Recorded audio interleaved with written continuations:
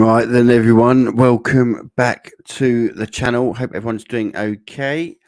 It is finally here. It is race day. We are here live. We're live on YouTube, we're live on Twitter, we're live on Facebook, and we're live on Twitch.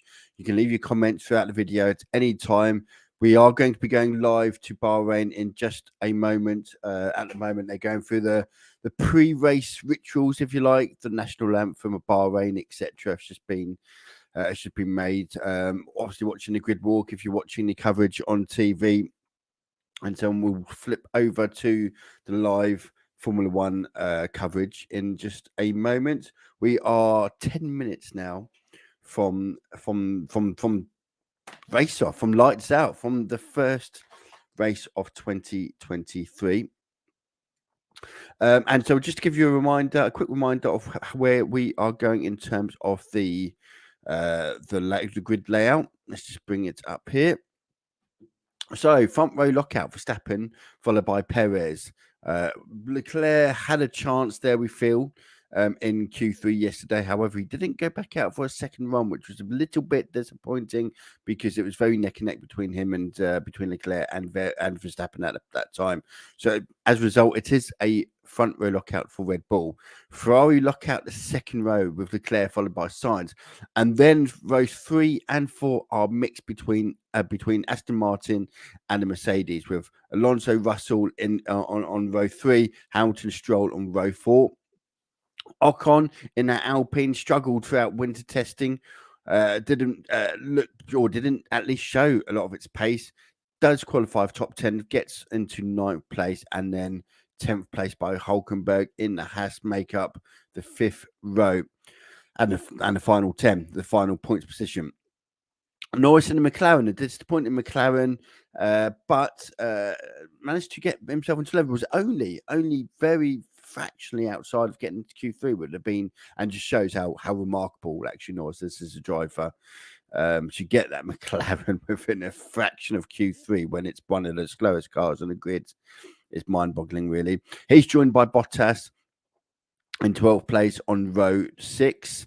Row 7, Zhou Guanyu and Tsunoda. The AlphaTauris have had a mixed, as we know, there's lots of rumours regarding a takeover, etc. And then we've got Albon and Sargent 15th and 16th. Magnussen 17th. The debut, obviously, for Oscar in 18th. And then 19th and 20, Gasly. And now this, I don't know if I'm going to. It's going to be an interesting race because we've got a few newbies on here, and I'm just going to bring you up. If we can bring up the telemetry. So in the other AlphaTauri, because with the AlphaTauris being so, look, what you're going to find here, by the way, we'll go through the race. We'll check these out through the race on a team by teammate battle. But you'll notice a little section here, which we've got. The AlphaTauris are split. The McLarens are split. The Haas's are split. There's quite a few teams that are split. The Alpines, because of Gasly's mistake in the first qualifying session, right at the start of Q1, brought out a red flag. So we've got a lot of good battles to look at in terms of on the track. There's a lot of teams there. Quite a few drivers are split from their teams, which is an interesting thing to keep an eye on. Might not be so relevant in this race, but let's see how that pans out over the course of the season. Certainly, McLaren will be hoping. Bearing in mind, McLaren, for example, Ricciardo left McLaren, or left, fired, sacked, whatever terminology you want to put on it, because he was unable to keep up with Lando Norris, and McLaren felt that they needed two Lando Norris quality types in their race, in their team. So there's pressure there on Oscar to match, and then of course in the AlphaTauris, they've actually got two relatively. I mean, they've got one complete newcomer, but the other one, Yuki Tsunoda, he is just as inexperienced. I mean, he's not a totally newbie, but he's not by all means a seasoned pro, so to speak. Magnussen and Hulkenberg. Haas have actually got, in my opinion, Haas have actually got quite a decent lineup there. So we'll see how they get on. There is going to be live commentary for the race as well on this channel. So keep an eye out for that. When the race starts and the commentary goes live, it will be on here.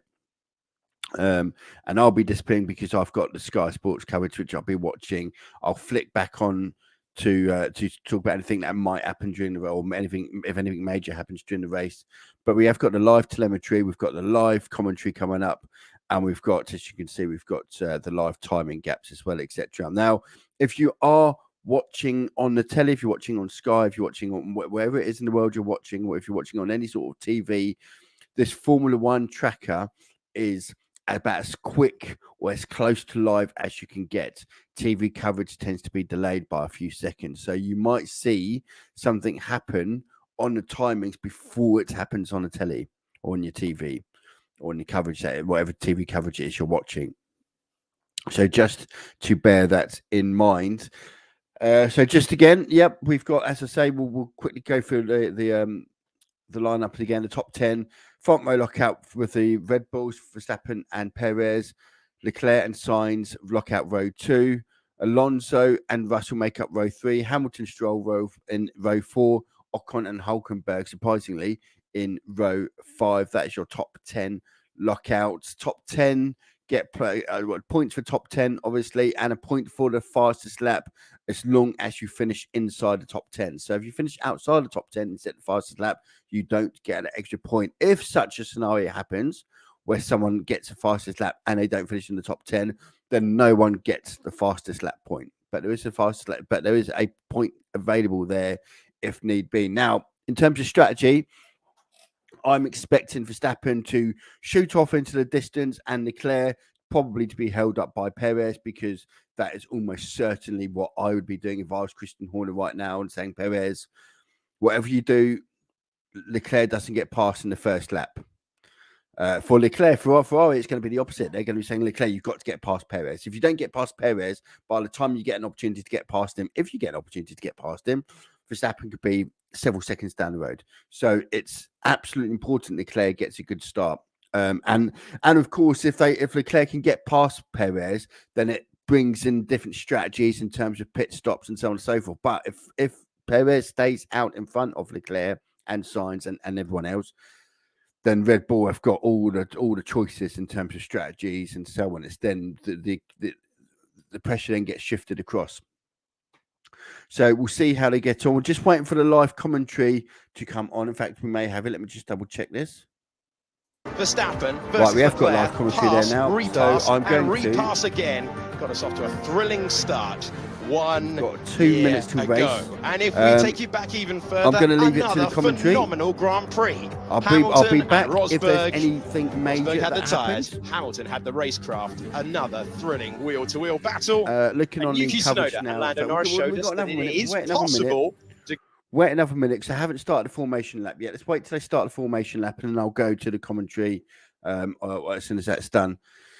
But like I say, strategy is going to be key here, and for Red Bull, if you've got a 1-2, the strategy is all yours to choose with. They have the strategy then becomes Ferrari then that needs to play the cards, and all Red Bull would need to do is match. So if, for example, if Ferrari bring in Leclerc and try and undercut, well, that's fine. Red Bull can just cover it. The cards are there for the Red Bulls now. But if Leclerc can get past Perez on that opening lap, then it just mixes it up. And to be fair, we need a mixed grid. From terms of racing, as neutral racing fans, or even if you're whatever type of Formula One fan you are, presumably you watch Formula One because you want to see good racing. We want to see good racing. We don't want to see Verstappen 20 seconds off into the distance zone. So it's really important for Formula One, in my opinion, as a neutral in this particular situation anyway, to see Leclerc get past Perez nice and quickly and apply some pressure to Verstappen, so we can actually see that we've got a race in our hands. Now, I know if we look back at the practice sessions, practice 2 in particular, where they are more focused on long runs. We know the Mercedes and the Aston Martins were actually quite handy on when they had a lot of fuel in the car. When they were heavy and they had a lot of fuel and they were on a long run, I think we're just getting on with the formation lap Pelican thing. They're actually quite good. They weren't bad. Red Bulls didn't seem to have the advantage they have. The Red Bulls seem to be the quickest on a low fuel run on certainly on a track like this. The thing is with Bahrain is there aren't a lot of fast speed corners. There's some straights where there's quite a few straights actually. There's some few DRS zones and so on, and it plays to Red Bull's hand. That's where Red Bull are. They've learned how to really reduce drag, unlike say Mercedes, for example, who one of their problems was they couldn't reduce the drag, or they struggled to reduce drag. However, there's also Ferraris and to an extent, there we go. You can see the formation lap has started. Is also very much a case of they are much quicker on circuits that require high downforce, and high downforce circuits are ones, for example, where they've got high speed corners. There's not a lot of high speed corners. There's quite a few straights and a few low speed corners. Really, your best sector in that respect for high speed corners is really sector 3, I guess, where you've got some high speed corners there. But apart from that, there's not a great deal of high speed corners. Right, let's go over to the commentary. As I said, I will be back if anything major happens, but we'll have live commentary now, and we've got the timings. You can see the gaps here as well when they start going. So this is all live. This is, as for those again who've joined since then, this is specifically, or I say specifically, this is a couple of seconds in front of the TV coverage. So if you're watching on the TV and you're watching the timings, you're going to see the timing. You're going to see this, what happens on the timing screen before it happens on the TV because of the delay. This is about as live as it gets. So, okay, well, just quickly look at some comments we've got here. Stop talking. Commentary rather than you speaking. Formation has started. Shut up. Thank you very much for that. Okay, let's go to the commentary. We'll just give him a little bit of extra grip off the line, so he could be one to watch in the opening phase. And then, yeah, Fernando Alonso, the race pace of the Aston, could be the long-range threat for a podium. So the air temperature is 27 degrees, the track temperature 31, but the race strategy is going to be oh so important. We're expecting a two-stop. They will have to manage the tyres out there. The hard tyre is improved, but still many in the paddock expecting a little bit of lift and coast. The most abrasive surface of the year. Car off in the background there, trying to make it is like Stroll. Trying to make it through. He's gone deep on the formation lap at turn 10. That is never a good thing. You know, the tyres are so sensitive to pickup. That's going to be dusty and sandy out there. It's going to be difficult for him to clean that tyre up sufficiently. Maybe the rear tyre, he'll do burnouts, but the front tyre might still have a bit dust as he heads into turn 1. It's quite a quick formation lap that Max has done, but it shouldn't be quick enough that Lance lost control. His fitness isn't going to be a question mark later on in the Grand Prix, but that should be fine as well. Just got to bring up those rear tyre temps again now. Yeah, every team will have their own procedure, but in the end, they all have exactly the same tyre from Pirelli. Here we go. Yeah, that is really strange. It maybe just out of brake temperature is not quite right. You sometimes get that grabbing of the inside wheel. Lapse of concentration, it looks like. So it's your first race start. Have a good one. I'm sure it's going to be first race of many, and we'll do the best, okay? We'll be there for you. Take care, mate. Red Bull's coming to the line, the previous winners, Charles Leclerc last year in a great battle with Max Verstappen. Hamilton for 3 years in a row. In 2021, 2020 and 2019, Sebastian Vettel taking victory for Ferrari in 2018 before. That is the look at Fred Vasseur, the new team principal at Ferrari. And Nick Schumacher looks on with Toto Wolff hoping more. Hope than expectation that they'll be able to threaten. Wonderful scenes now as they roar up and take their position up to the yellow line, park it up. Carlos Sainz does not have the tyre advantage his teammate has from third on the grid. The Red Bulls are at the front. Surprisingly, the last car in position is Pierre Gasly. It is nearly time for 57 laps of Bahrain International, the opening Grand Prix of 23 in 2023. Alpine in position. Green flag at the back means that it is finally time. The new season is 5 lights.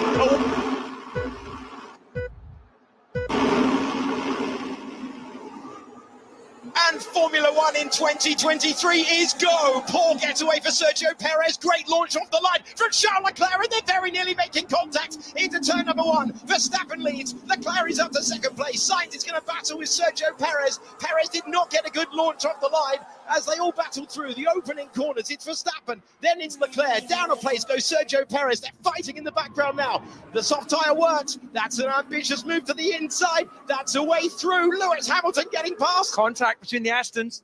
And that was very, very, very tight. So through he goes. George Russell trying to follow his teammate through. Alonso losing a couple of places. It's Verstappen, then Leclerc. Perez, Sainz, up 2 places goes Lewis Hamilton. Russell is 6th, and Alonso did not get the opening lap that he was looking for. Well, he was side by side with Hamilton, and then Stroll came steaming in behind on the inside, couldn't stop the car again, and rear-ended his teammate. So not good for Aston Martin at all. Good news for Ferrari then. Leclerc with the new tyres did get the launch. Perez fell backwards. It was so hairy with Perez and Sainz going to the pit exit on the way down to turn 1. In the end, all clean there, and Leclerc has split Bodywork. Yeah, look at the bodyworks come off. That was a front wing end plate. I think it is. I think it is.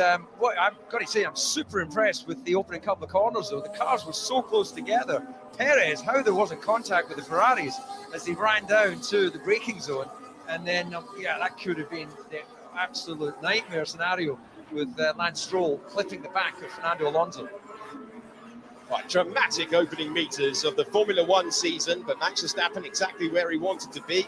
Charles Leclerc getting the launch that he needed. Yellow flag is out in the middle part of the lap. On that back straight, the debris that we saw, just seeing if there's anyone dropping to the back of the pack. Only one car on the hard tyres, so it's Verstappen leading, then Charles Leclerc. Perez down to 3rd, Sainz is in 4th position. The 2 Mercedes are 5th and 6th, and then Alonso likely to still continue in the Grand Prix. Valtteri Bottas making it work, up 4 places. Points completed by Stroll and Norris. Really important work for Mercedes to clear Alonso with both cars. So Hamilton's gone from 7th to 5th, and here we go, replay on board with Stroll, and he's fighting the Mercedes of Russell, and that's a whack. That's a whack on the right rear of Fernando. Teammates clashing in 4 corners of the season is not what you want to see. And that costed the place to the Mercedes, so that could be crucial. We were talking it up, saying there could be an opportunity for Fernando to look for a podium. Well, that's already been put. Loser there. Hulkenberg dropped down to 14th, so Haas not able to convert that good top 10 qualifying. And Joe Guan Yu as well, dropping back down 4 places. Gasly getting past the hard shot Magnussen. De Vries at the back of the field, losing a position. A few carbon fibres scattered across the track there as well, with a bit of debris right to the inside. That's not on the racing line, so that's not a big threat, but you would wonder about puncture potential maybe as everyone's swept across that path. Those younger eyes of yours, can you see which car the debris actually came off? No, they're not young enough. Somewhere in the midfield, wasn't it? On the edge of the top 10, we saw it on the first lap, but everyone's still running. 20 cars still in it. The problem is they've got so much black carbon in these cars now and trying to keep the weight down. It's very difficult to tell when bits fly off. It's absolutely true, DC. As we move on, is there a chance, looking through the field for the best chance of a move? Looks like Stroll putting the most pressure on Valtteri Bottas. Checking in, is it a Williams? We're zooming in on Alex Albon. I wonder if the suspicion... Possible. Some contact on the front, but I'm not sure. Understood. We'll check the data.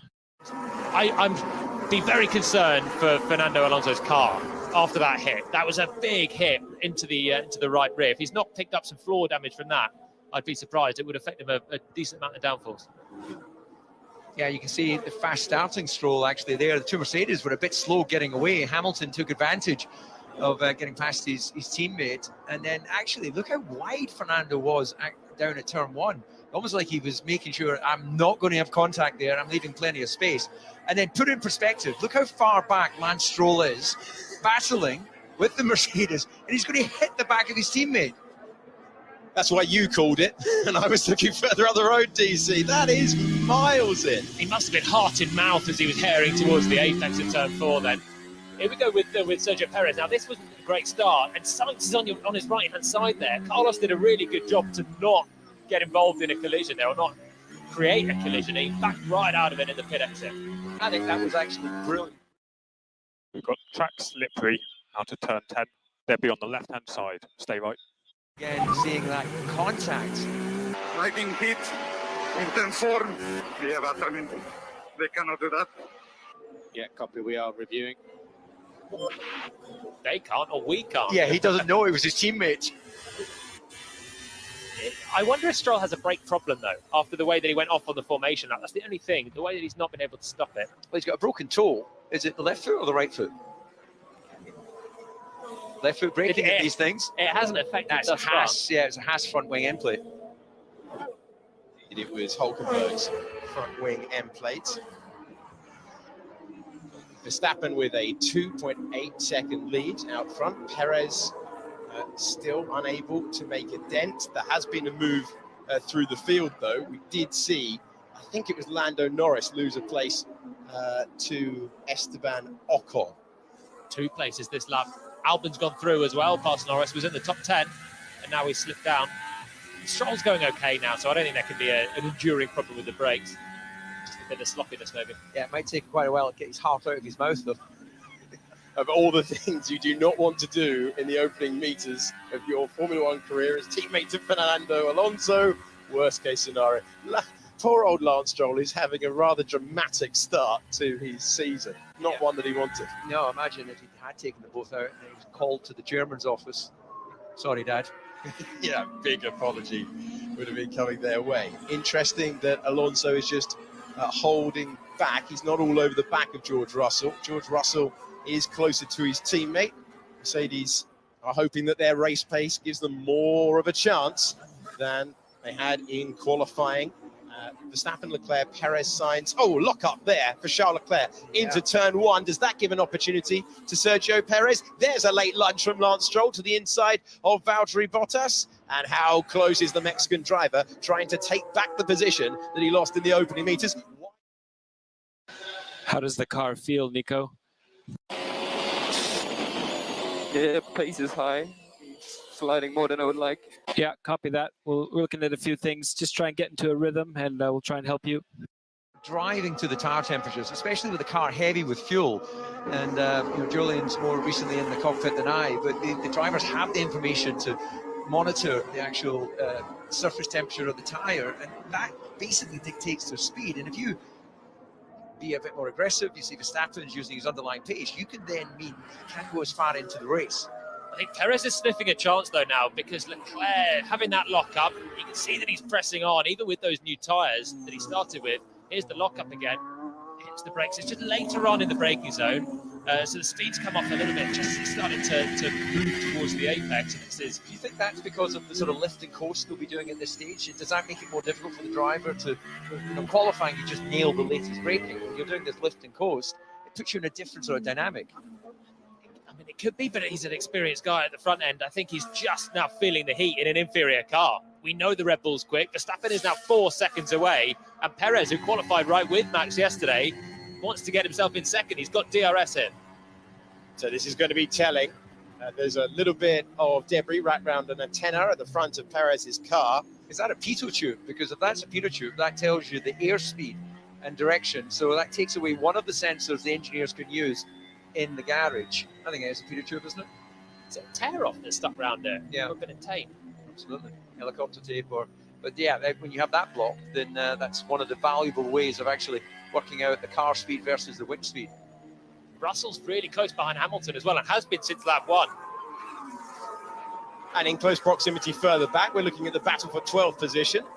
Said after qualifying yesterday that Lando Norris did a strong job to haul the car to 11th place where he started the Grand Prix. Logan Sargent, though, trying to score points on debut. Williams, better shape than maybe even they expected at the start of this one. Albon just up the road. Ocon and Albon have passed Norris in recent laps. Sargent trying to do the same thing. McLaren not come out of the blocks flying this year so far. Bit of a lock up behind for the Alpha Tauri there. That was De Vries towards the back end of the field. So Gasly's made 2 places. Right in the back of the shot, you can see Kevin Magnussen now having dropped 3 places, bring up the rear. But remember, he's on the hard tyre, everyone else on the soft. And the McLaren is the one that's dropping back in the hands of Lando. had a good start up into the top 10. And now he's had one Williams pass him and the other with a rookie in the wheel. There we go, Logan Sargent comes through, putting all sorts of pressure on Norris. Yeah, Logan Sargent, very impressive debut so far between quali and his opening lap of the race. But you know, we have a little briefing, don't we, before the Grand Prix from Andrea Stella, the team principal, and I almost called him the Seedle there for a moment, forgetting he's gone off to the Alfa Romeo team. But very frank, he just shares with us, look, we don't have enough downforce, we're having to run more wing to make up for it, therefore we're slow on a straight line. We're not where we need to be. We need to invest in the future. We're going to get a new wind tunnel coming online. This, unfortunately, is going to be a bit of a long, painful year for McLaren. Yeah, they've got some development to do. I think actually Norris did a good job to qualify where he was yesterday, and now he's paying the price. He's got probably another 50 laps looking in the mirrors as we're looking at it right now. Leclerc did a personal best on the last lap, still 0.6 slower than Verstappen, but he at least alleviated some of the pressure Perez put on him. The gap 5 seconds in 7 laps. Okay, Valtteri, don't worry about the Astons. We need to do our race. Alonso at turn 4. So a hefty whack, but they got away with the contact. Allowed both Mercedes to get past Fernando Alonso, who started in 5th place. He's dropped down to 7th. Lando Norris is not happy with the balance. He's trying to fend off Logan Sargent, who is able to constantly follow. He's half a second away.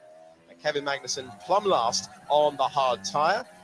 And Yuki Tsunoda, we saw a little bit of tape around the antenna for Sergio Perez, and he thinks he's got a problem with a tear-off. We've seen it happen before. It happened last year in Spa to Charles Leclerc.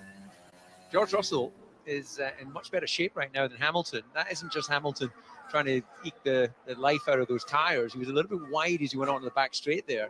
And obviously getting the advantage of the DRS as well, George. That gives you up to 0.7 of a second if you're deploying it in all 3 of the DRS zones. So you would expect him to maybe be on the radio to the team and say, look, I think I'm quicker than Lewis and still keep... Okay, can we feedback on tyres when you can? Currently P11. They're okay, but the rears are going. I'm managing a lot, but it's necessary. Around and damage the tyres. Little look from Sargent on the back of Norris, but nothing doing yet. Not easy to fire in a lunge into turn 4. You've got to set it up a little bit better into turn 1. I wonder if Hamilton is holding back a little bit on his tyres. Sainz is just drifted away from Perez ahead. There's 3 seconds there. Leclerc and Perez very close, and then Sainz is kind of backing up the whole rest of the pack at this stage. We're kind of just hanging here. Not much going on, so don't know if you want to think plan B. Yeah, copy that. We're looking at... Back feels quite high, rear and front as well. So George Russell wide there. We were talking about managing, or is he slow? I feel like I've got a bit more patience. Struggling. Yeah, well, as I predicted, would you like any more predictions? Yeah, please do. Please do, as we make our way through. Yeah, well, the 4:30 at Cheltenham. So lap 9 of 57. This is a review trackside now on board with George Russell. Definitely not Lewis Hamilton into turn 10. Oh, Jolene, put us in the cockpit. That is a horrible corner all day long, isn't it? Yeah, and he's starting to get frustrated now behind Lewis, and that's why, as you thought, he's got on the radio and trying to hint at maybe a swap of positions. You've got to put the pressure on to get the team to do that, especially when it's a 7-time champion in the other car. You've got to get closer. And as you're braking and turning into turn 9, you unload the left front, and it's so easy. Just remember to drink. George did, and actually going wide there was the better solution than trying to press the brake even more and flat spot the tyre. Yeah, flat spot. You then feel like you've got a 50 pence piece. Well, for those listening that don't know what a 50 pence piece is, it's not round and it's very uncomfortable. And we are driver's eye view with Fernando Alonso in 7th place. His countryman, a couple of positions up. Signs on the USOFTs, not happy at all at the moment in comparison to his teammate. Last time over the line, Charles Leclerc doing a 1:38.6. Carlos Sainz a 1:39.7. And look at this, Alonso's soon going to have DRS with the Mercedes duo as well. So Russell's still tucked in behind Hamilton and has DRS. Fernando there is just exactly 1 second away. He needs to find a few hundredths to get the DRS as well. Stroll's going with him. only he hadn't lost those 2 places to be stuck in this position in the first place, because the Aston Martin looks the quicker car at this stage. Yeah, absolutely. Stroll doing a good job, actually, having recovered from that scary moment, hitting his teammate, but they're both going to be putting pressure. We are a bit stuck here on the train. Just keep focused. Looking at the sort of pace, and you know, we're hearing the likes of Sainz is talking about drop off on the tyres. Chances are giving me a bit of rear locking. Understood. Stand by. Bit of engine braking, bit of overrun then as Max is taking his downshifts. That's probably a bit of a function of losing the rear tyres as well. And initially, when you have fresher tyres, you have the grip, then it starts to go slightly. Pierre Gasly has been running at the back of the field. Go back to Strat 8, Max, and let me know if the downshifts change. Yesterday, out in Q1, started at the back, and he's gone early to the new rubber. His first start for a non-Red Bull-owned team in Formula One. Not the sharpest pit stop from the Alpine crew, 3.7 seconds. Not horrendous either. They haven't done a live pit stop for a few months, but Pierre will go out. And this will probably shuffle the pack now, because so many drivers, because the field's so close, so many drivers are going to have to cover off Pierre. They could all filter in soon. Go back to Strat 8, Max, and let me know if the downshifts change. Yeah, they'll have a whole array of different settings that the driver can adjust to the steering wheel, of course, and that will just be a slightly different way of either doing the engine braking or the engagement, and see if that gives them a slightly more comfortable rear end. Onto the main straight to start another lap. Max Verstappen with a healthy lead as he begins his 11th tour of the circuit. The only question is everything okay with the car? This is a race that he did not finish 1 year ago, having fought for the race win with Charles Leclerc, lap after lap after lap. Fernando Alonso, round the 15th and final corner. Can he attack now? We're riding on board with the 2-time world champion, who will fancy his chances of a podium today. He's not out of contention, and he can't shape for the move. Identical power unit in the back of both cars. Fernando's been one of the best on the brakes all weekend in the first sector. Into turn 1, and then this straight again into turn 4. DRS again. He's close to the back of Russell. Oh man, I'm losing the rears and the low speed. It's a joke. Okay, understood. And it's Oscar Piastri now in 13th position. Hulkenberg in the white hats behind. Just a check of how close Fernando Alonso got. He's still behind George Russell at turn 7. Russell might have had to defend and cover at least the middle of the road with the way that Fernando was shaping it up, but he's not got through, and it's so tricky to get through at this section as well. There we go. Russell with Alonso crawling all over the back of him now. Yeah, he's going all in, isn't he? Very different lines going through 9 there, but Alonso's going, right, I need to get a move on here. You know, there's always a risk when you run the dirty air. Lose downforce, car starts to slide more, your temperatures go through the roof. He's not going to get a pass done on the back straight, but he's got to try and get it done on the start finish. Bit of a wafty defense from Russell there into 11. His tyres are gone. Here we go. Coming up through turn 12, flat out. So difficult to follow there, and Fernando just losing a couple of car lengths, but he's going to be super close when he comes through the next corner and picks up the DRS. Russell's been following Hamilton so closely for so long, and I think he has just gone through those tyres a little bit. And now it's Alonso, who's been holding back, staying out of it for 10 laps. Now he's on a charge. Tyres are gone. We need to think about boxing. Yeah, the McLaren crew are out in the pit lane, but yeah, they were standing by. Mercedes down in the pit lane. They've now wandered back in. So a slight foray. They were standing by ready on Russell's instruction. Albon now comes into the pit. So does Valtteri Bottas. Norris has also pitted as well as we go through. Okay, tech is starting to kick in. Understood. And Russell has his mirror. I should say now we're on board. We should be on board with George Russell. And we're looking back at Fernando Alonso all over the back of him. He was so close at this point on the last lap. That line that he had into turn 9, I almost thought he was having a tentative look on the inside in what would have been a really unorthodox point to overtake on this next corner here. Don't think he's going to be close enough to have a cheeky look here. But look, it dives towards the inside of turn 9. George goes very wide. And then Fernando was so close, has the grip, has the traction, where Russell's scrabbling a little bit. Now he has the DRS as well. And he can attack towards turn 11, but it's a quick corner. yeah, it's not the sort of corner you need a bit of a more braking zone to be able to chuck it down the inside, but he's got to try and get a move on. George's doing a great job of defending this, because very soon he's going to start seeing those temperatures rise on the tyres. But just look how much tighter on the line he's able to go, picking up a bit of clean air on his wings as well.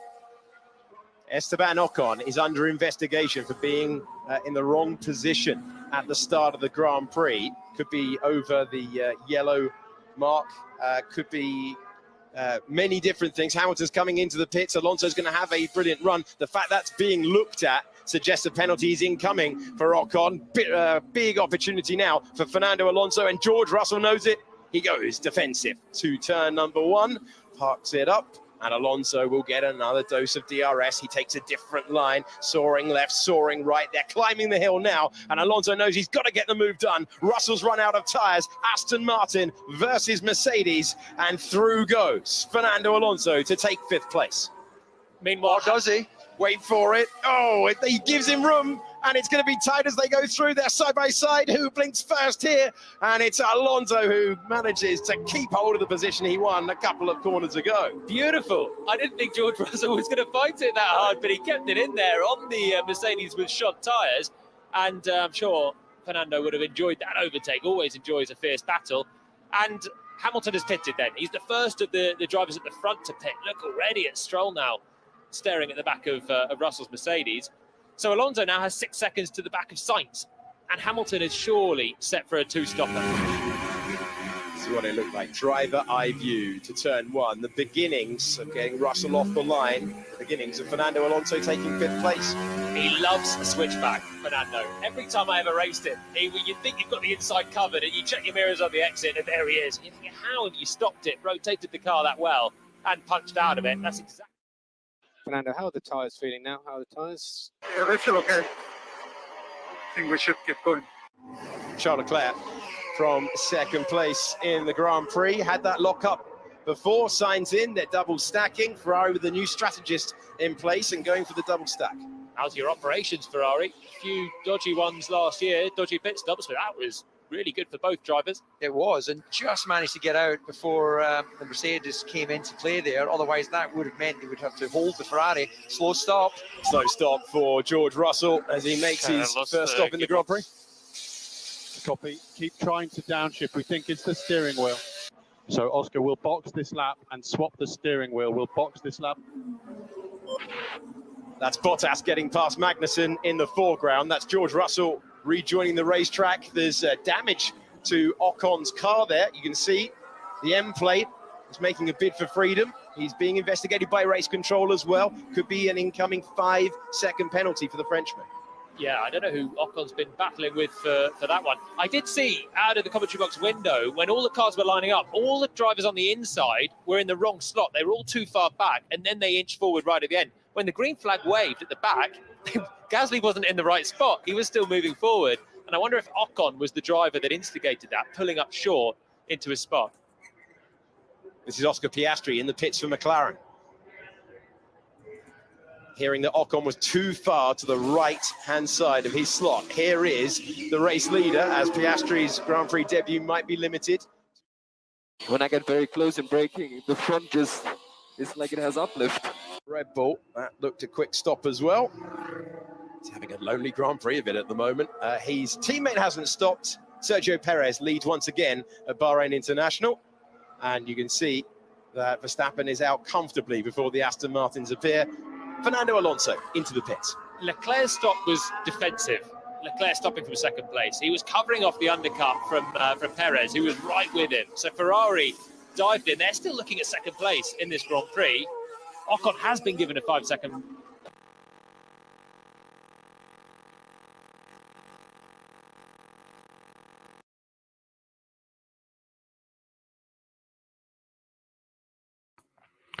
Okay, slight issue there with the commentary. Nothing to do with my end. Looks like it's from their end, so hopefully we'll be back in a second.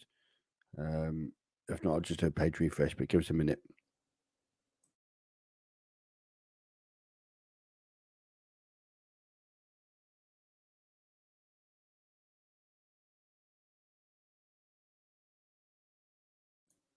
Okay, I'm just going to do a page refresh and see if we can get the commentary back.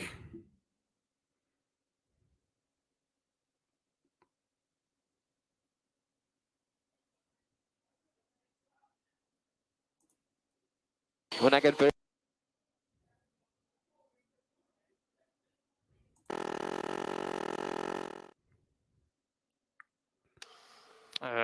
engines died. It should be okay. Once we've done Okay, the there pit we stop, go. you'll be able to fire up with the new wheel. Once we've done the stop, you should be able to fire up with the new wheel. I don't have anything on the dash. No, still got nothing.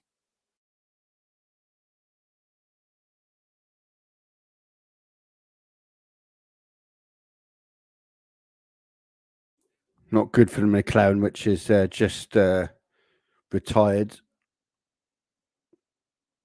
And again, there's some issues with the commentary. Just see if I can. I think that's why he's been in there for a lap or two, just with the engine off, trying to work it out, get him up to speed, and of course get McLaren up to speed as well, get some more data and help develop the car. Here comes Lance Stroll, Canadian driver, previously on the podium at this venue, at the Silverstone-based squad when it was known as Racing Point. Alonso feeling the need to check the mirrors, slightly larger mirrors this year, full of Russell. These two providing us with the majority of the action. Can Russell do to Alonso what Alonso did to Russell when he... An earlier lift. Yeah, but I got a car behind me. These two, good respect between them. We've seen some interesting battles for the lower points paying positions when Alonso was with Alpine, when Russell was trying to score his first points in Formula One. Perez still yet to stop.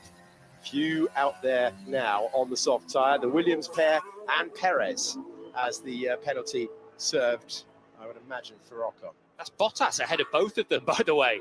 Yes. Bottas has genuinely just jumped Alonso and Russell, stopped early, and Turn to traction is really, really bad. Stealth his way into a genuine P6 right now. Actually, you know, I hadn't even looked at the stops. I just assumed he hadn't stopped yet. That is impressive. So up 6 places.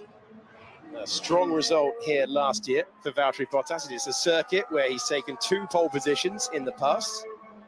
From 2013 onwards, the Finnish driver was always qualifying in the top 6. Well, he lost the record yesterday in qualifying, but he is going well once again around this configuration that seems to suit him as a driver. He's been on the podium 4 times here at Bahrain. What do we think on Perez staying out there? He's being caught, well, second to lap. It's going to end up behind Leclerc, still, I guess, in front of Sainz, but any advantage in staying out so long? A one-stopper. Maybe he's going for a one-stopper, and Red Bull are going to back their race pace to do something different to Ferrari. Alonso is surely going to be lining up Bottas for the pass here. Alonso out of the wheel tracks and ahead of the Alfa Romeo. Up to 6th place goes Fernando Alonso. Simple pass, and he makes his way through. How quickly can Russell do the same? Up against his one-time teammate in Formula One when Russell made his debut for Mercedes back in the Sakir Grand Prix of 2020. Perez's pace is really good on the soft tyres, and they weren't new when he started the race either. He's lapping only 0.3 of a second slower than Sainz in 4th place, who's on a new hard.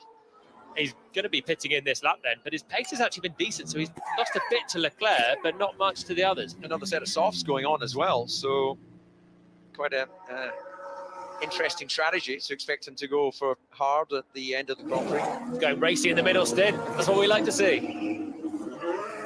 So Perez will lose the lead, but can he do anything about Charles Leclerc in the Scarlet Ferrari in the laps ahead of him with that compound difference? Charles Leclerc on the hard tyre, Sergio Perez with a set. Turn to traction is really, really bad. 2.4 seconds. It's working for the team. Constructor champions of the world last year.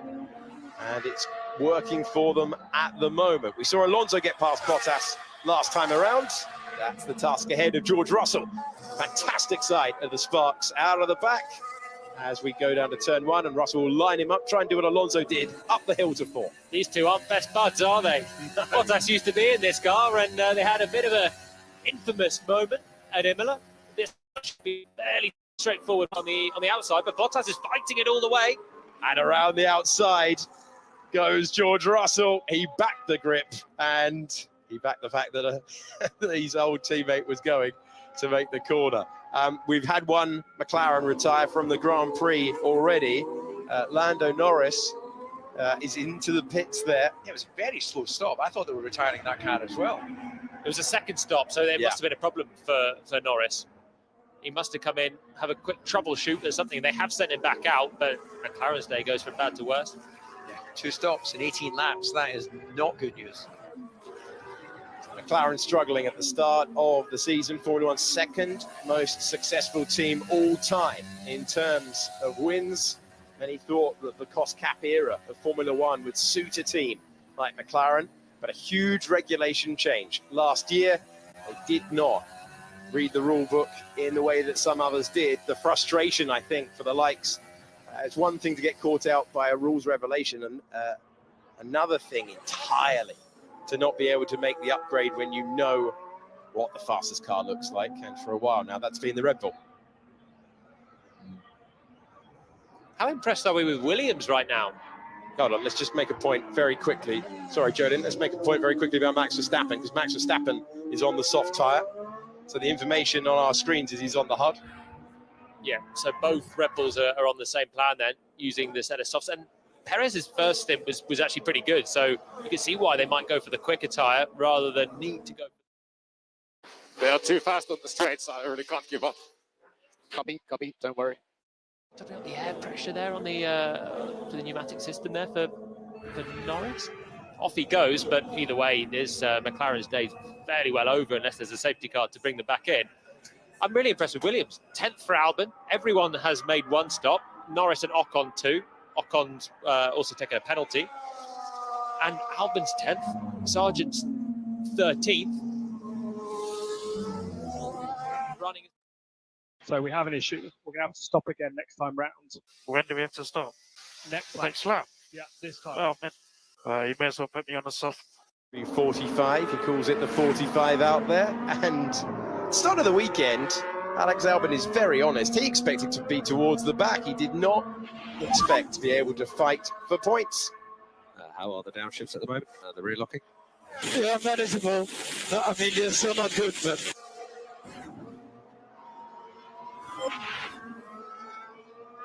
It's 3.8 seconds between Leclerc and Perez at the moment. Last time around, 0.2 of a second between the Red Bull drivers' pace in third and the Ferrari drivers' pace in second place. If Perez can keep that up, we're going to get a battle on track between Ferrari and Red Bull like we had last year. Battle on track right now is Lance Stroll, who's overcome the injury to both wrists, then told us yesterday that he broke a toe as well.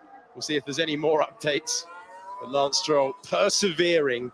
I think the speed of the Aston Martin has absolutely hastened his return, I think. If it was the 9th fastest car like it was 1 year ago, maybe we wouldn't have seen him this week. Sit and watch for a couple of weekends, maybe. Yeah.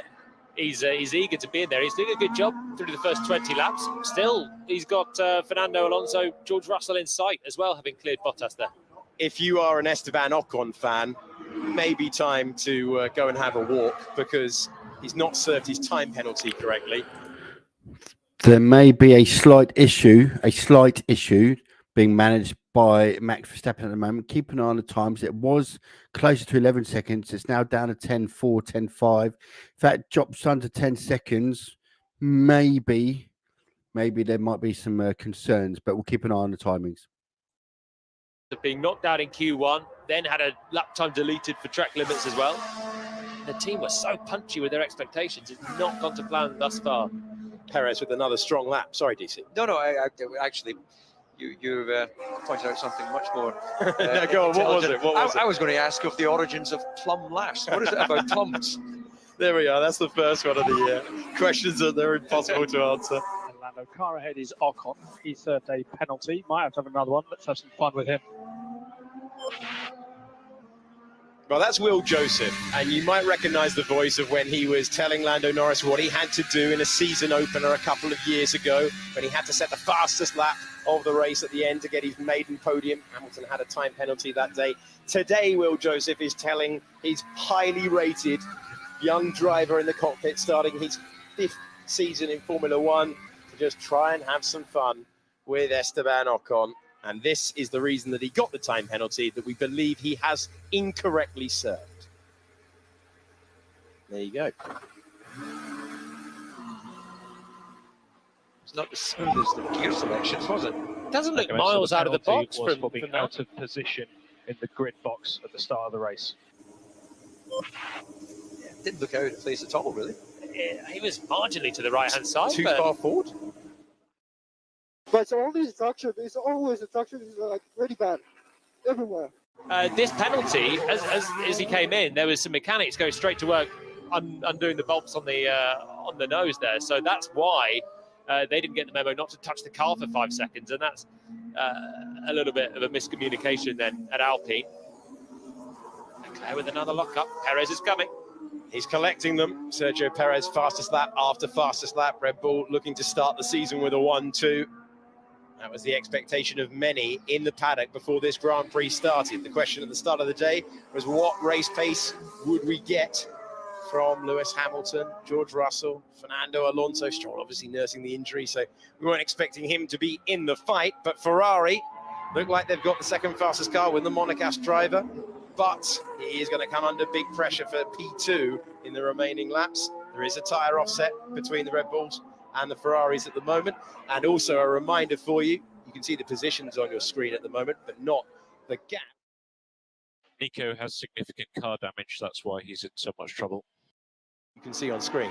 Apparently that was the wrong replay that we saw for that was a different pit stop that he made. He's made two, Esteban Ocon. That was for the damage. The one for the penalty wasn't.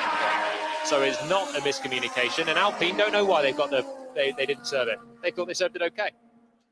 And I thought that the original grid position looked okay as well. But we've only had one start, so we know that was the definitive replay. Well, is there any possibility that when he selected first gear, because the car kind of jumped a little bit, did the sensor, because there's a proximity sensor, normally you've got to move quite a distance before that would trigger a false start?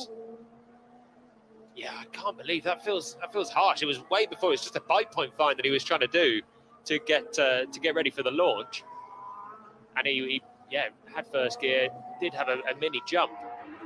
I'd be surprised. We'll have to deep dive it after the race, but it won't help Ocon right now because he's 17 seconds off the back. But here he is. He's in a fight. Norris is crawling all over the back of him. Can Lando find some motivation? Oh, what a story for both of them. One man who was 3 laps away from being a Grand Prix winner, one man who is a Grand Prix winner, both hoping to be at the head of the midfield. Alpine and McLaren going toe-to-toe for 4th place last year. It was Alpine unreliability that made that a contest. Lando Norris knowing that he doesn't have the car to fight. Not today anyway. They were talking about the updates coming for Baku, coming later in the season. The first European race of sorts, the 4th Grand Prix of the year. We've not seen the calendar for this year, but the fact that we're showing you the battle for 18th and 19th tells you how much control Max Verstappen's in at the moment.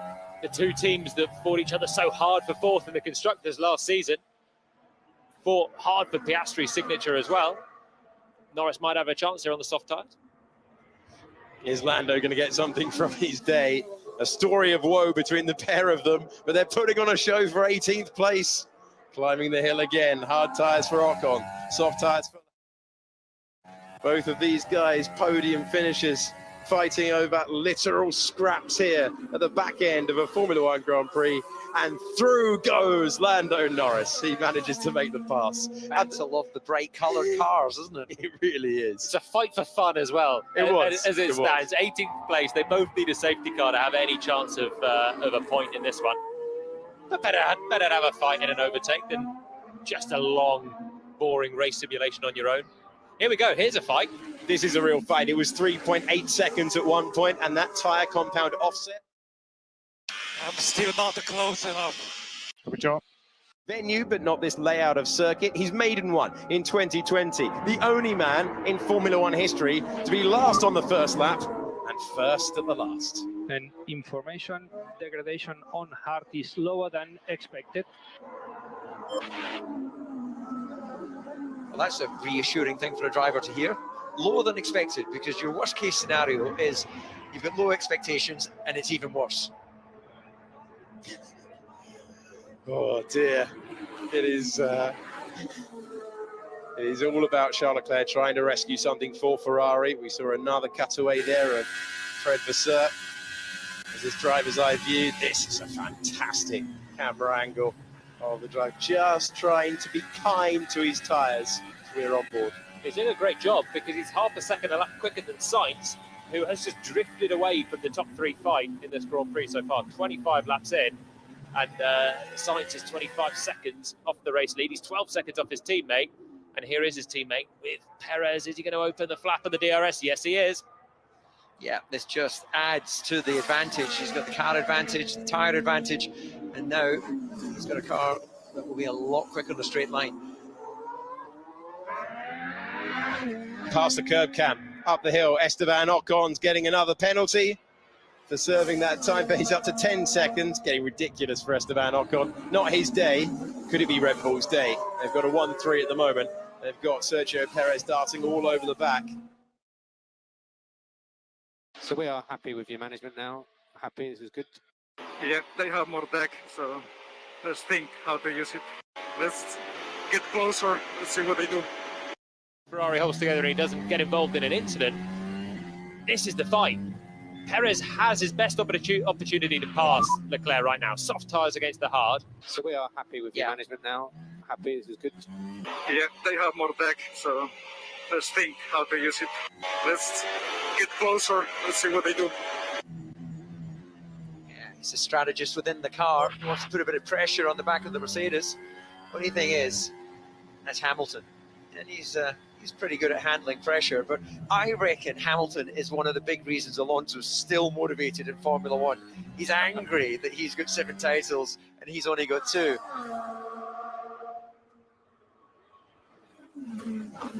Half a second between Perez as well, but it's half a second a lap that Alonso is taking out of his old teammate Lewis Hamilton. That's the battle for 5th. We'll check you in on that in a few moments' time, because that'll be about 3 laps away before we see those old masters going wheel to wheel. This is the battle for 2nd place in the Grand Prix. This is Perez to the inside of turn number 1, and through he goes. No defence offered at this point, but there will be now a chance for Charles Leclerc to do what he did 1 year ago and repass into turn 4. But does he have the traction off the corner? He's going to go, he's going to launch it to the inside, but Perez has the place, and it's a Red Bull 1-2. Through goes Sergio Perez. Wow, it was quite a late defence from Charles into turn 1. It was it forced Perez onto such a tight line. He was almost going inside the curb at turn 1.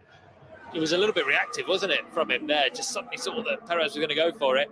And Leclerc started moving to the apex, but it was too little too late. The crucial thing was that Perez had the DRS on the exit as well. Unlike last year, where Leclerc was playing games with the DRS lines, this time Checo had it, and he could stay ahead into 4. Now Leclerc's got it, but it's too late. The Red Bulls are in 1 and 2 and have a chance to disappear up the road. Fundamentally, he didn't cover the inside there, Leclerc. And if you don't get the DRS on the exit either, it's a pretty difficult position to try and stay ahead. Sergio Perez restored to the place he was at, the opening meet of the Grand Prix.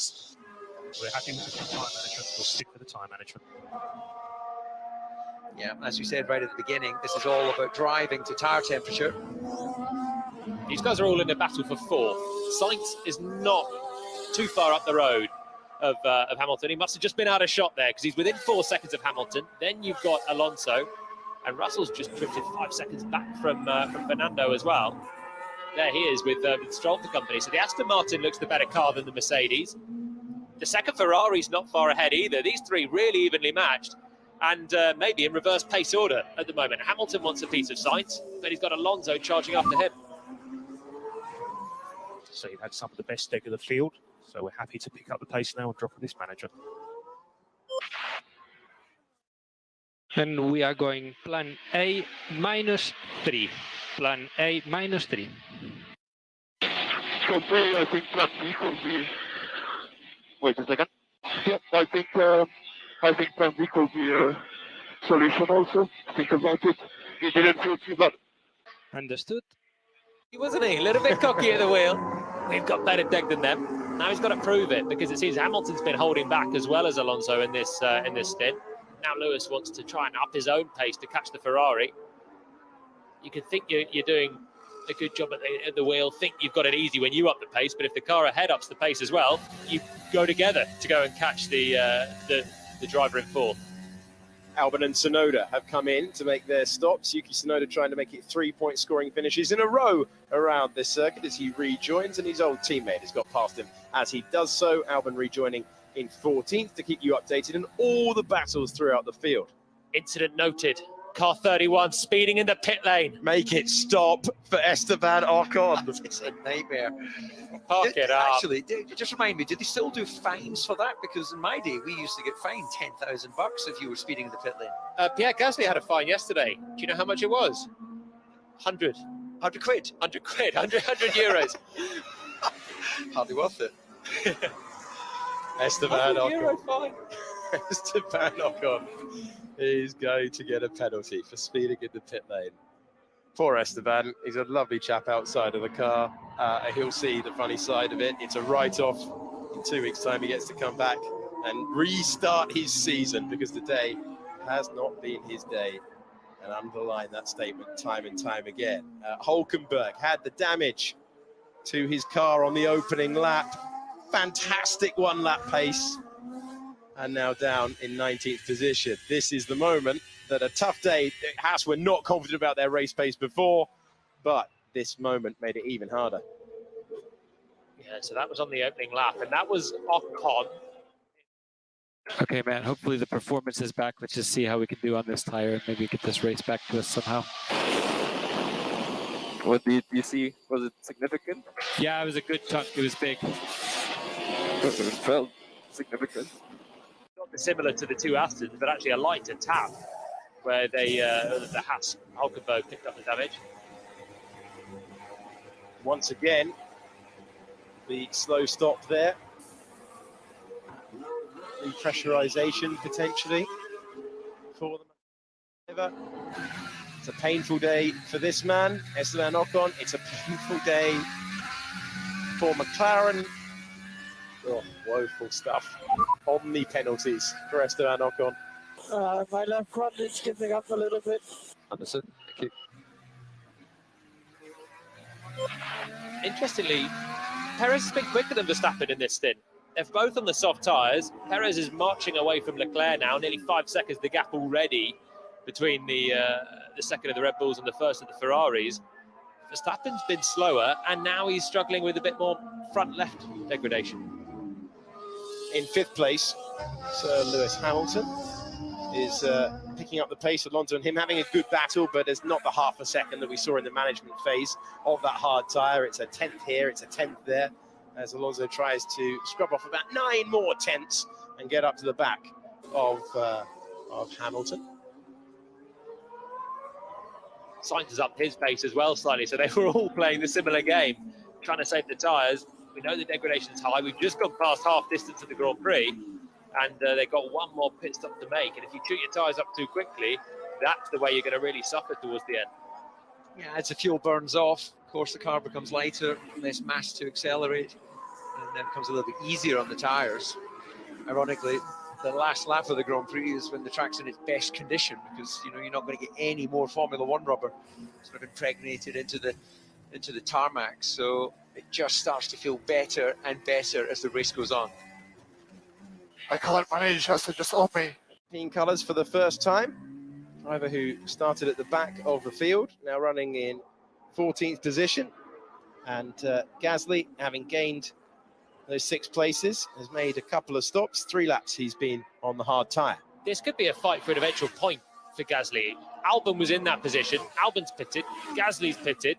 His former teammate there, Yuki Tsunoda, has pitted as well. So they've all made 2 stops. And now they're 13th, 14th and 15th. But when the others pit, Sargent, Zhou and Magnussen, that will bring these guys back towards the fridge at the point. Gasly, it'd be an all right debut to go from the back of the field to a point. Yeah, the pendulum swinging down at the Alpine garage. Bad day for Gasly yesterday, bad day for Ocon today. That new teammate combination that many are expecting fireworks from. Childhood friends, they grew up 30 miles apart. Lock up for the Haas there coming into the pit lane. Bottas is out, track position is ahead, and he's going to have time to bring the tyres into the temperature window that he wants. Albon, Gasly, Tsunoda are on the chase. So Bottas covering off this trio. was early to stop in the first stint, made big gains. Then the faster cars basically came through, the Mercedes and the Aston Martins. And now if he can hold off these three, he's also looking at points. Got to get those tyres fired up. The hards on the outlap, they'll all bunch up a little bit behind him, but Alfa Romeo with a decent enough stop should be able to hold them off. Just looking at that battle, Alonso-Hamilton, Alonso circulating a couple of seconds behind. You've got to... Okay, Lewis, so box. My tyres are okay, man. That's short my run. Undercut threat. Stay out longer and just up the pace, or try and undercut, get in and get track position. My tyres are okay, man. That's short my run. It's not going to... Undercut threat. Okay, they're obviously covering off Alonso. That's happy days for Alpine. I think they'll be really pleased to see Mercedes pitting so early. That's Stroll in the background coming in. So that is the undercut chance then, maybe for Stroll to get ahead of Russell. I'll have to fix that. Let's give it everything we got. Knowing that Alonso might have been thinking about pitting and covering him off with Hamilton, but now Fernando can keep going longer. If he has been saving the tyres, he can keep the pace up, and he'll have a much fresher set for the end of the race. Yeah, that's what we've got to look at. He did 38.2 last time around. He needs to up that pace if he's going to turn that 2-second deficit around. If he's not able to do so, then I would expect him to bring it in and try and get some fresh boots on. But every lap he does, he'll have fresher tyres for the end. That's the thing. If he's not losing too much, I don't think he's not going to overcut Hamilton, but if he's not losing too much, then he'll just help himself for the end of the Grand Prix. Yeah, absolutely. Well, we saw Hulkenberg went all in with the fastest lap, so we know that there's the potential that you have from these tyres later in the race when you're not having to be so cautious on tyre management. So Hamilton could do something similar here just to make sure he opens out that gap. Sainz has been called in. He will be stopping at the end of this 3.3 mile lap. And Mercedes are trotting into the pit lane out of our commentary box window. Traction is getting on the lows now. Copy, Joe. Keep pushing for now. From the racetrack to the pit lane, and George Russell will follow him. Battle of the mechanics in a digital sport. This is one of the most analog moments. 20 people servicing that car. Beautifully done on the Ferrari. 2.3, they'll be happy with that. So that's covering off Hamilton. Russell now coming in to cover off Stroll, and this could be pretty close because Stroll's done a good outlap. He's done the fastest middle sector of the entire race so far, and he was close behind George Russell, so they're covering each other off. That's Hamilton then. Behind him is Stroll, and there is Russell coming out of the pits. So Russell is going to have to bring those tyres to optimum temperature. It's going to be fairly tight for Russell. He knows it as well. Aston Martin directly behind. Tyres happier on Stroll's car as he climbs all the way through now. Russell having to defend this is very important for his race, and George Russell knows it. Can Stroll go around the outside? That's the difference in the tyre temperature. And through goes Lance Stroll past George Russell. Fair play. Fair play to Lance. He's having a really, really good drive. A man that missed all of testing last week, driving injured. Maybe he should be broken more often. This is just brilliant from him. A nice punchy overtake there. Russell with the tyres not fully up to temp to give it everything on the defence, but he's having a really decent drive. There are a few people questioning whether he should be racing this weekend at all. After Friday, he could barely hang on to the wheel. He's hanging on to it now. Yep, nicely positioned to try and do the cutback. You would have thought that George with those fresh tyres would have had a little bit more traction, as you mentioned. The warm-up is difficult, and then with DRS and the clean side of the track, not much George could do. The other Aston Martin is picking up the pace. 38.2, he was on behind Hamilton. Now he's 38.0, 37.8 as he comes through this time. There's more life in the other Aston Martin. He can sniff it, can't he? This is personal for Alonso. Alonso, every single time he gets a half chance to make a statement move. Esteban, we're going to box this lap, please. We have another time penalty to serve. It's 15 seconds.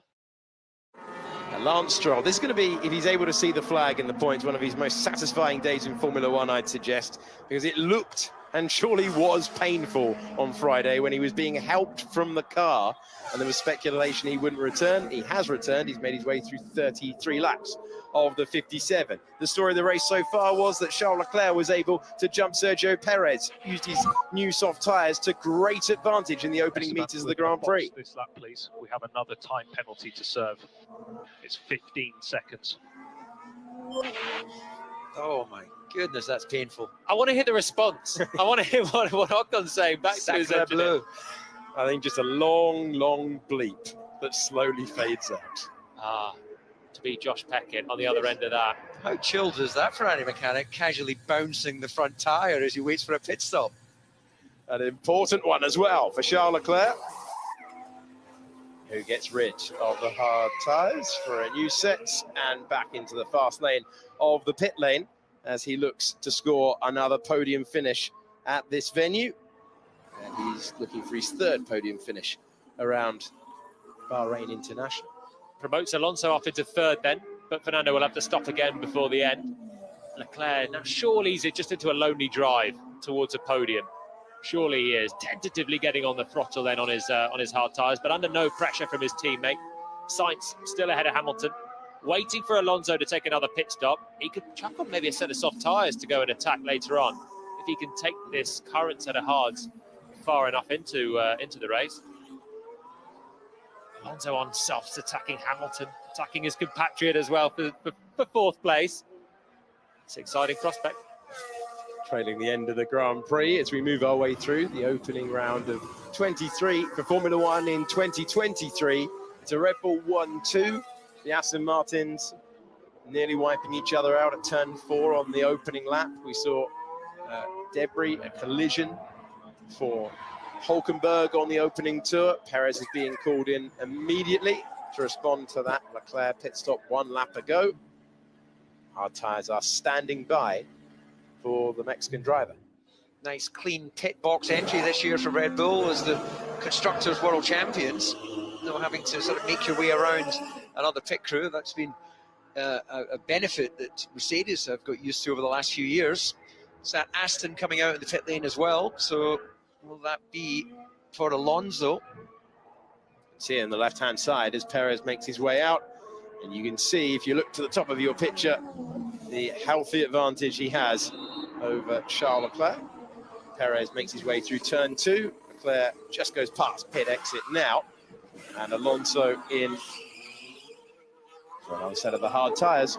The Aston Martin's rapid. Stroll currently has the fastest lap of the race. He's lapping quicker than Hamilton and Sainz as well. They're all on the same hard tyre. There goes Fernando back into the fray. Hamilton ahead. His teammate behind, ahead of George Russell. And now that's a straight fight to the flag. Everyone on the hard tyres, but Fernando's are just a little bit fresher. Yeah, fast car, and also operationally very good and consistent in the pit stops as well. Front right didn't quite seat properly initially, didn't quite get it lined up. Still said that was a 2.7 second stop. Yeah, which seems remarkably quick considering how sketchy that was on multiple areas. It was. Yeah, front jack man was a bit sticky as well, getting the front jack out of the way. That's got to be the most stressful job in the pit crew, being the front jack man, trusting us to stop on the mark. Occasionally getting it wrong as well. Did you ever have a bad one? Yeah, I've had the front jack man join me in the cockpit. So George Russell is chasing down Lance Stroll. Fernando Alonso is chasing down Lewis Hamilton. There's 1.3 seconds between Hamilton and Alonso at the moment. Out front, a gargantuan advantage for Verstappen. If you're just switching on at this point, you're thinking, what on earth is going on?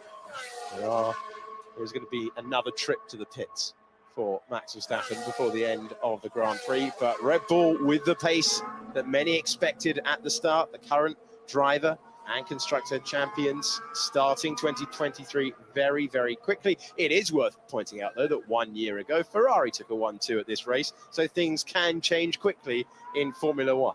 And 1 year ago, Red Bull were trying to fight for a race win, and neither car got to the flag. So there's still that, 21 laps. At the moment, they've covered off all bases, the two Red Bulls. Leclerc took advantage of his new tyres to get into second at the start, but they've managed to sort of pincer him on strategy there, sucker him into the hards, and Perez took advantage on the softs.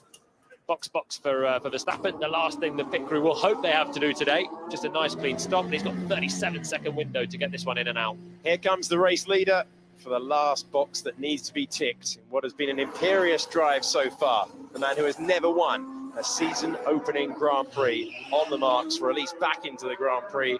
Red Bull are having a very, very solid day as he makes his way back onto the circuit.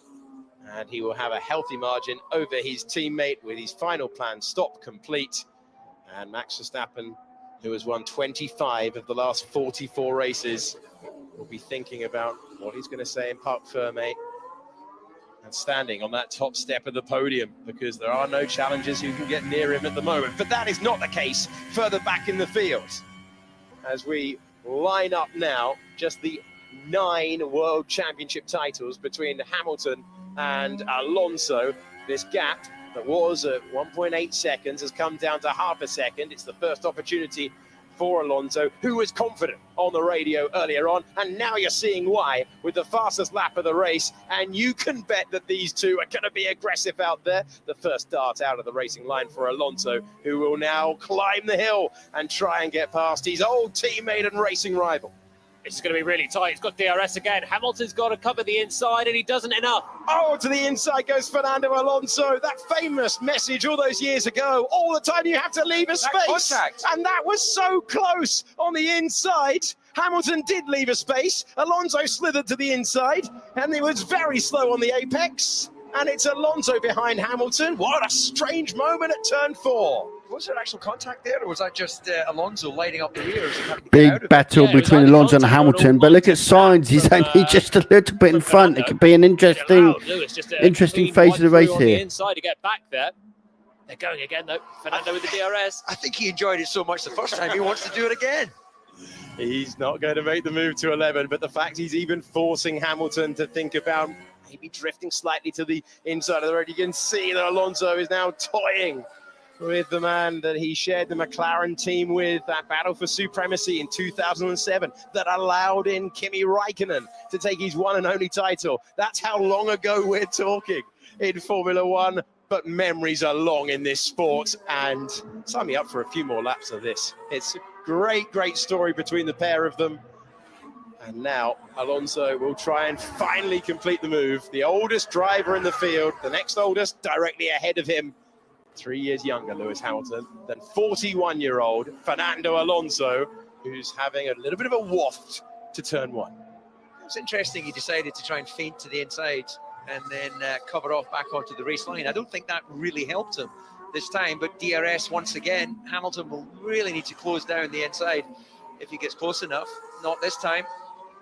This is going to help Stroll, and just running behind Alonso, he'll be able to close that gap. He's got some stopping power in the Aston Martin, though. His ability on the brakes is just tremendous. Again, that wide line, just soaring the Mercedes in half. Better traction, millimeters between the pair of them as they go side by side. He's not going to try around the outside, but he is going to. Yes, let's go. Absolutely brilliant. And I think that was just absolute top shelf from Fernando Alonso.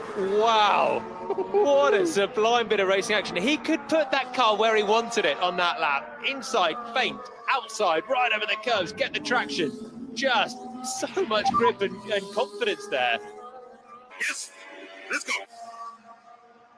Brilliant move. He nearly was looking like doing that to Russell early on, wasn't he? And the other Mercedes. He's been good on the brakes there. That actually hurts for Lewis, because that's a twiddly little corner, but just went too deep. Now, what's the contact here on the cutback? Let's find out. I don't think there was there? No, he actually just, or did he overreact? Did he think Hamilton was coming into the side of him? Because he didn't see any black lines go on the tarmac, and he definitely turned away. He's got eyes everywhere as Alonso in wheel-to-wheel battle. Yes, he almost tripped over the back of the Mercedes, and then could just dive to the inside and still stop the car without a lockup to turn it into the left. Do you want another go? We're at turn 4 once again. Hamilton had the DRS. He was trying to fight back. He would not have enjoyed being pinned past down at turn 10, and Alonso maintains the place. Brilliant couple of laps of racing between two greats in Formula One history. I just love seeing this racecraft back at the sharp end. He's always been one of the best racers in the field. The best racer that I raced against when we were in the midfield together a few years ago. You just never know whether the next attack was going to come, and it would normally be clinical like that one. Yeah, just to clarify, I'd retired before Julian started his career, so otherwise I might have got mentioned there. Excellent stuff. Fernando Alonso will have loved that, and you have to say that after lap 1, moment of the Grand Prix so far, a Grand Prix firmly in Red Bull's grasp with a 1-2, Ferrari 3 and 4. What can Fernando Alonso do about the man turning into turn 14? It's Carlos Sainz. Well, Sainz has got Fernando Alonso as his sort of childhood hero. And when he came to Formula One, he said it was kind of surreal to be on track with someone he's looked up to. Well, he's now in the situation where he's going to have to get his elbows out to keep them behind.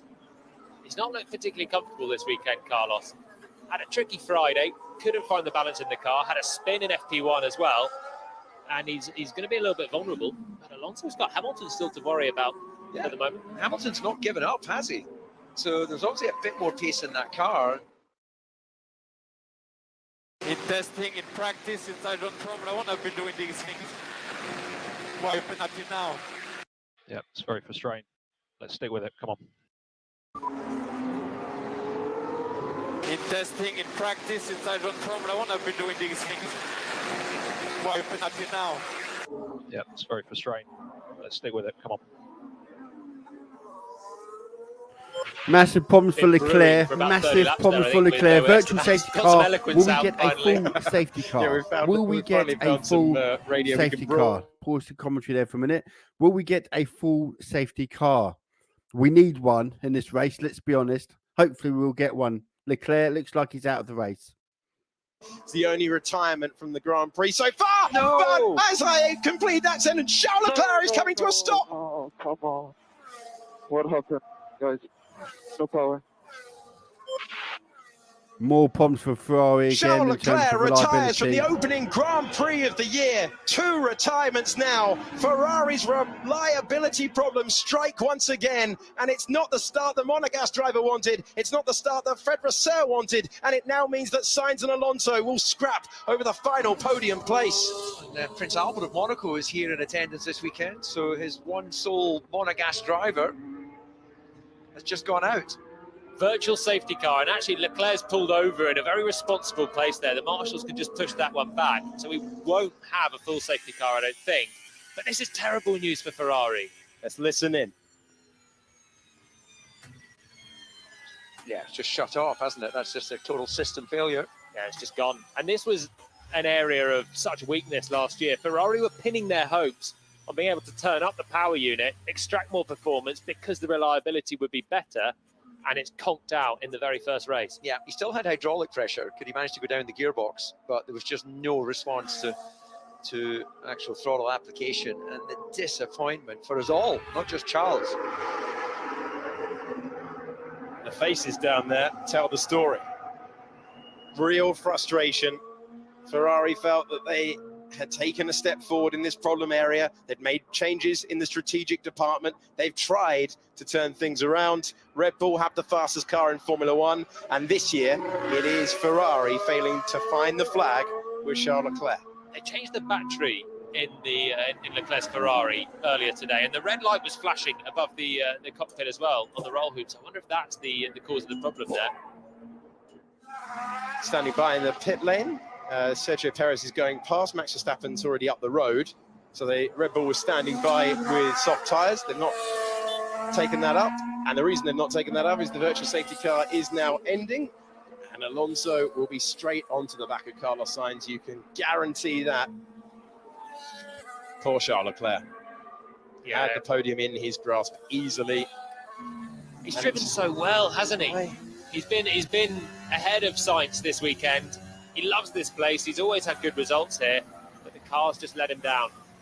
It means we've got to fight for a podium. Sainz, Alonso, and still Hamilton is not out of it either.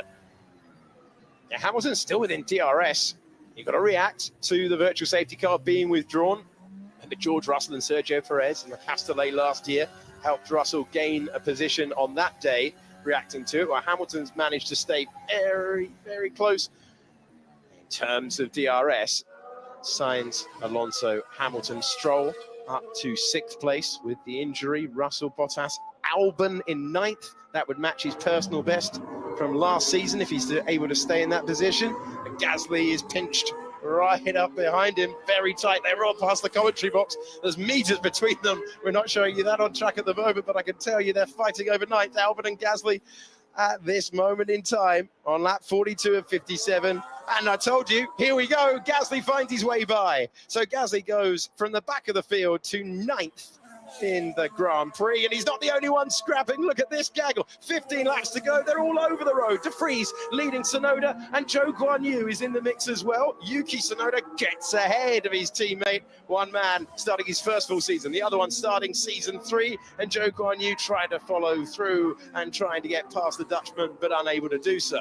All of this pack pitted for new softs at the virtual safety car, apart from Nick De Vries, who started right down towards the back.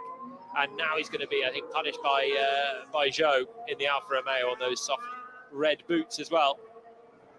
A short-term gain, and now he's going to be just dropping back to the end of the race. So Gasly's done a really good drive, hasn't he? 20th, up to 9th. His teammate's been going through hell today, and he's pitting again. The 4th time he's come into the pits, and he's going to have to take 15 seconds. But Pierre has gone from 20th up to 9th. Nice little move there on Alex Albon. Contrasting fortunes. Here's a replay of how Pierre Gasly took 9th position in the Grand Prix, sending it down to turn 1.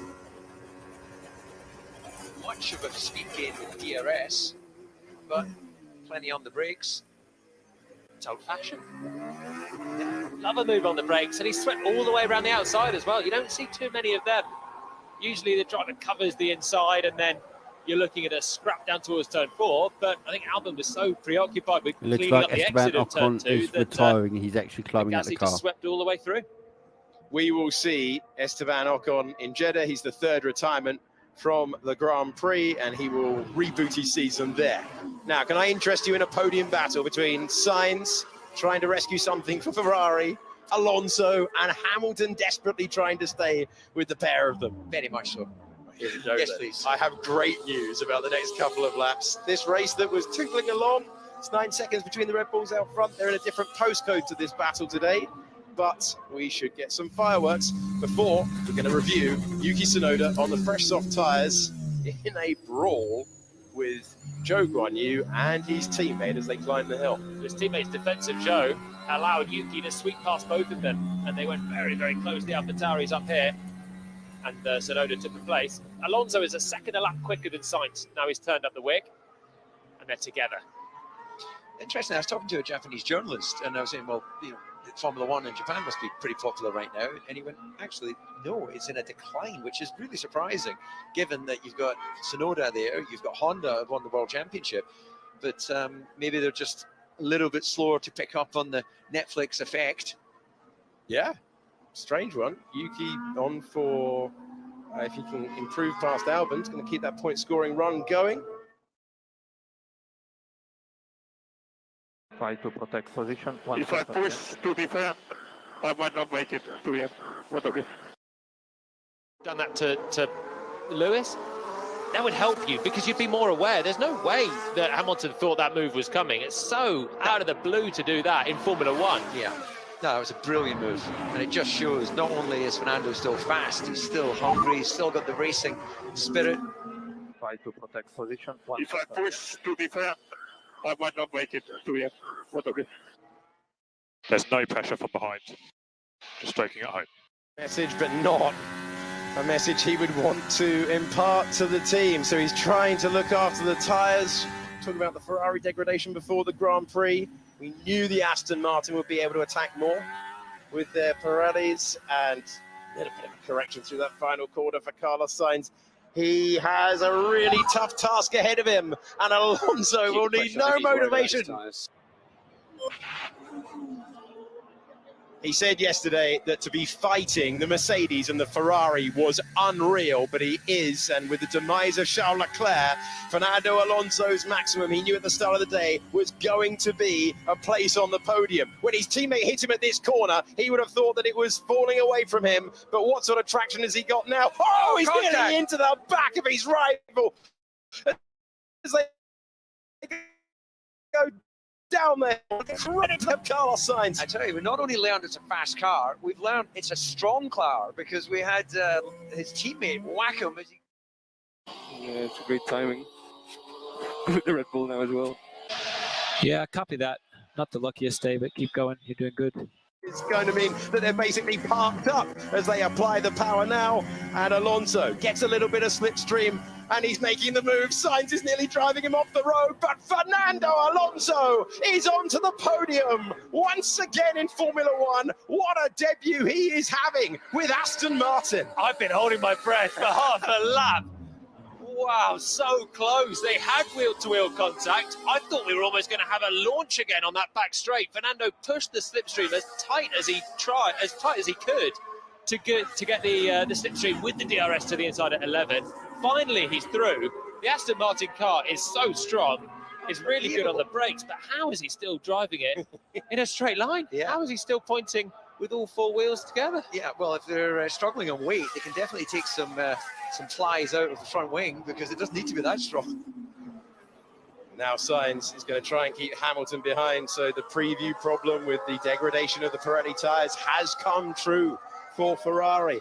And the man that finished second in the Grand Prix here last year, Carlos Sainz, in the Scarlet Ferrari, sees a second consecutive podium around this racetrack slip away. Not only that, Hamilton will feel that fourth is right there for the taking as we tick into the final stages of this opening race of the year. So this one almost looked a little bit sloppy from Fernando's point of view, I think. He gets on the throttle and now he's just punching out. He just misjudged it. Gasly 14 seconds behind. I expect him to drop off soon. I hope. To the Ferrari, and he just drifts wide and hits the right rear of Sainz. It's rare that you see a misjudgment in wheel-to-wheel battle like that. Yeah, he expected Sainz to be on the power and it just didn't happen. And, but cat-like reactions. Now, I wonder if Toto is thinking, you know, having said ahead of the race, you know, we've got the wrong concept, we need to go back to the drawing board. They're here battling, you know, we've got Fernando there with the podium. Of course, Charles has gone out, but, you know, they're battling with Ferrari, they're battling with the Aston. It's not as bad as he's maybe projecting. It's not, but then the right concept is 38 seconds up the road. That's the problem. Yeah. Good point. Mercedes are not in the business of fighting for fourth place. And it's only a fourth place fight because of the demise of Charles Leclerc, who's the lead Ferrari earlier on. But strong words from Toto Wolff, CEO of the Mercedes Formula One team, saying that the different concept, Ferrari has a different concept, the Mercedes has a different concept than Red Bull, but Red Bull, winner last year, a 17 Grand Prix of the 22, and they look like they've got one hand on the trophy now when it comes to 2023. Today, I'm not being that pessimistic, not at this stage. Sainz is really struggling here with his tyres. That was a real tough message, I think, for the pit wall to hear when in a podium, the other Ferrari is just retired from the race. And you've got one car left. Can you bring it home in third? And Carlos basically saying, look, if I fight, I'm going to need another pit stop or I'm going to tumble down the order. He's trying to fight. He is tumbling down the order. There's still 10 more laps of this to come as well. Lock up from Hamilton at turn 10. The Aston Martin just has so much stopping power. It can really position the car where he wants in the battle. That's with dirty air as well for Fernando. Yeah, they've done a great job, haven't they? Aero is king in Formula One, and that aero package is working. Fernando Alonso in Formula One for 22 years to the day yesterday. Thinking about another move to the apex on lap 45, and then by the time that he got the power down, it was aggressive, but he found his way back. How close is that? Whisker. Yes. Did some great racing. Bye-bye. Vintage Fernando Alonso. He's back in contention and he's delivering Team Radio Gold. He's been waiting about 10 years for this, hasn't he? Finally racing for a genuine podium. Leclerc would have been there surely, but Alonso's had the race pace to match Leclerc's Ferrari as well as Sainz's. I wonder. We are okay on fuel and all these things, no? Everything is great. Everything is good. Yeah, indeed. Yeah, everyone will have tears of joy apart from Lawrence Stroll. Because he's going to write the check. We're on board with Lewis Hamilton, who's trying to take that 4th place, make Ferrari's day worse. At the moment, 12 points coming the way of the Scuderia.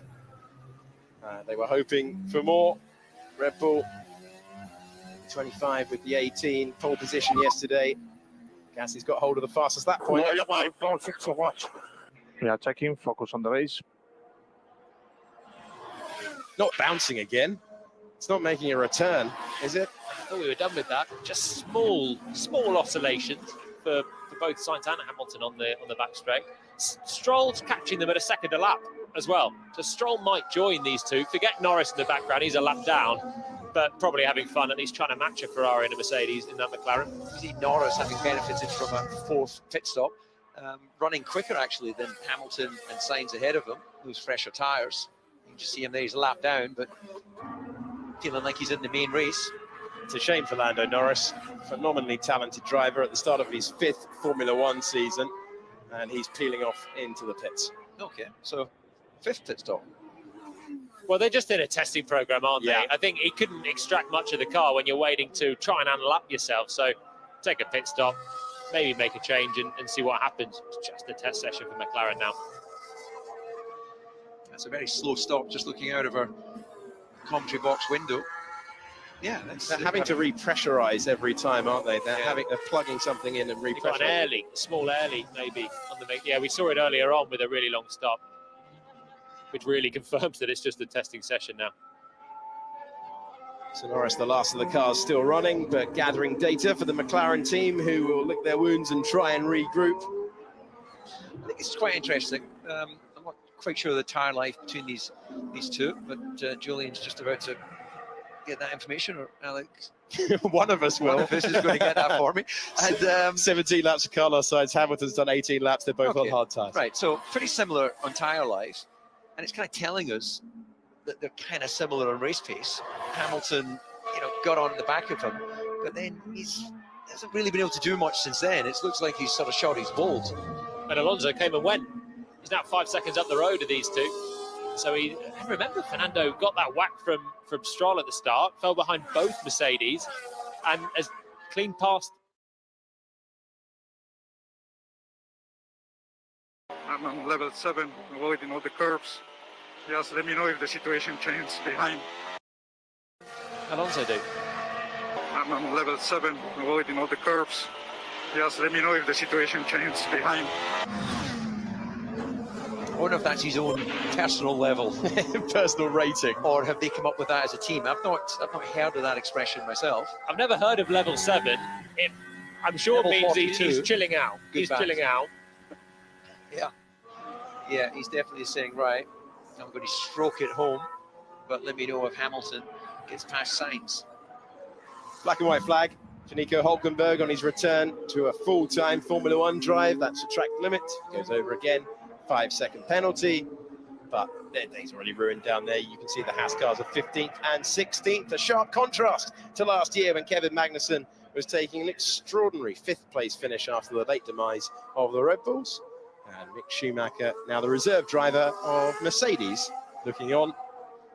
Things not working out for Haas. Great one-lap pace with Hülkenberg yesterday tumbling down the order once again. In the battle for the final point, Alex Albon is being caught by Yuki Tsunoda. Albon will be desperate to get a point on the board nice and early. Keep motivation high for the team now, led by James Vowles, who's moved from Mercedes to Williams. And that is going to be a fight in the latter stages. Hamilton's got to the brink of DRS and stayed there. He's being thwarted now, isn't he? And the longer he is in the DRS, scrabbling around on very similar tyre life and similar tyre compound to Sainz, the more he's hurting his tyres. And we saw that with Russell early on as well, sat in his teammate's dirty air and just ended up going backwards at the end. And for Sainz, you take a bit of confidence when you're holding a driver off lap after lap. You start to feel like you're in a comfortable position. Stroll's not gaining so much on them right now. He's just dropped a little bit of pace, 3 or 4 tenths on the last lap. Stroll's catching, probably not enough. Gasly's having quite a good run at the back of Bottas, though. That's a fight that we might get for 8th place. Gasly took a 3rd stop at the VSC, and none of the top 8 did. So Bottas' quiet drive might get lively before the end. Yeah, it might indeed. He's got enough time. He's still got enough time. And now for out of the way of the leading Red Bull. That graphic Max Verstappen race leader might get worn out by the end of the year. Red Bull are in a league of their own, 1 and 2 at the moment. Their closest challenger retiring from the Grand Prix. The other one, Fernando Alonso, making his way through. And it's close in the background there. To the inside, bit of a lock-up. That Haas under braking, making the move on Nick de Vries. That soft tyres up against hards. That's Magnussen up to P14. And the tyre compound difference telling as the Dutch driver making his full season debut, his 2nd Grand Prix start today. He won't find the points like he did in Monza last year for Williams. Hamilton just dropping back a bit, 1.5 seconds. Lance Stroll. This is going to be a mistake because this is closer than it was a few moments ago on the timing page. It's turn 10. Yeah, didn't actually get much under rotation, but he just carried too much speed, decided to back off the brake, run a little bit wide. Actually, the runoff area there doesn't look that dusty initially, but it's been rubbing in by now, isn't it? Been a lot of action.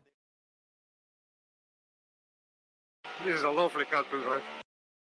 No real lock-up, but just didn't slow the car down. And he's got a couple of seconds still to Russell behind. The Aston Martin looks the better car. 5 laps to get those injured wrists to the flag and take double points for Aston Martin. Lance must think, what is my father doing? He gave me a multiple world champion in Vettel, then he gave me another multiple world champion. Yeah, you're right. Whoever had said it earlier about he's been waiting years to sort of get all these little one-liners out.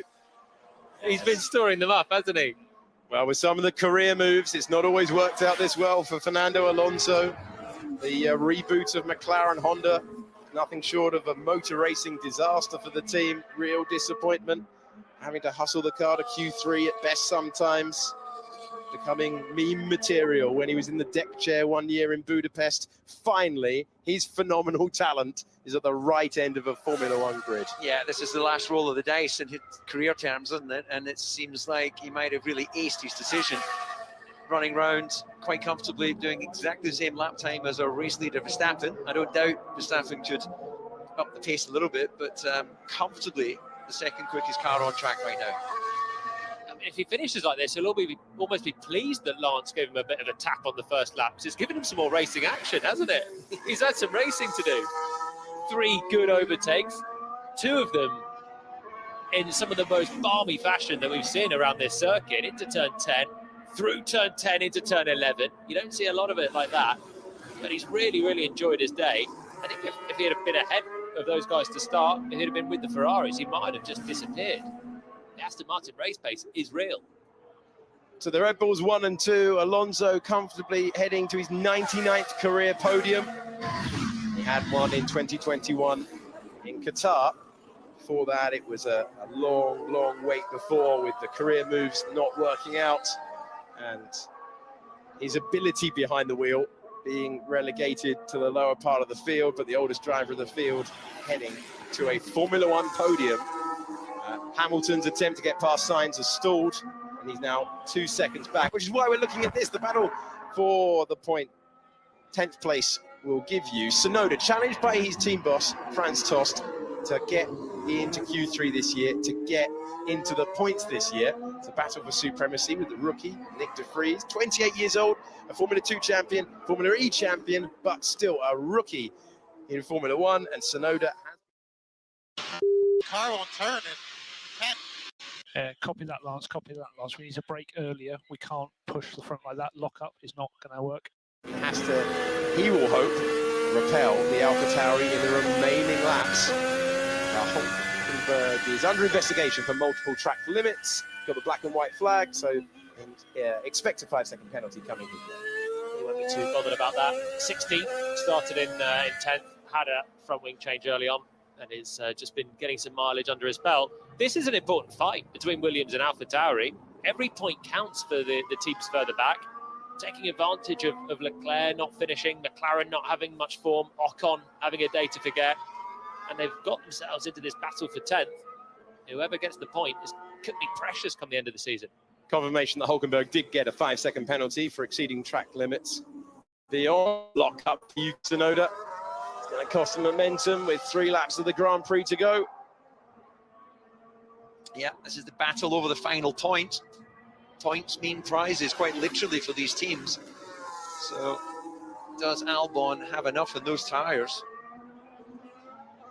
Gasly's going to get towards Bottas as well very shortly. Second a lap quicker, and he's just 2 seconds back. That's going to be down to the final lap, I think, for P8.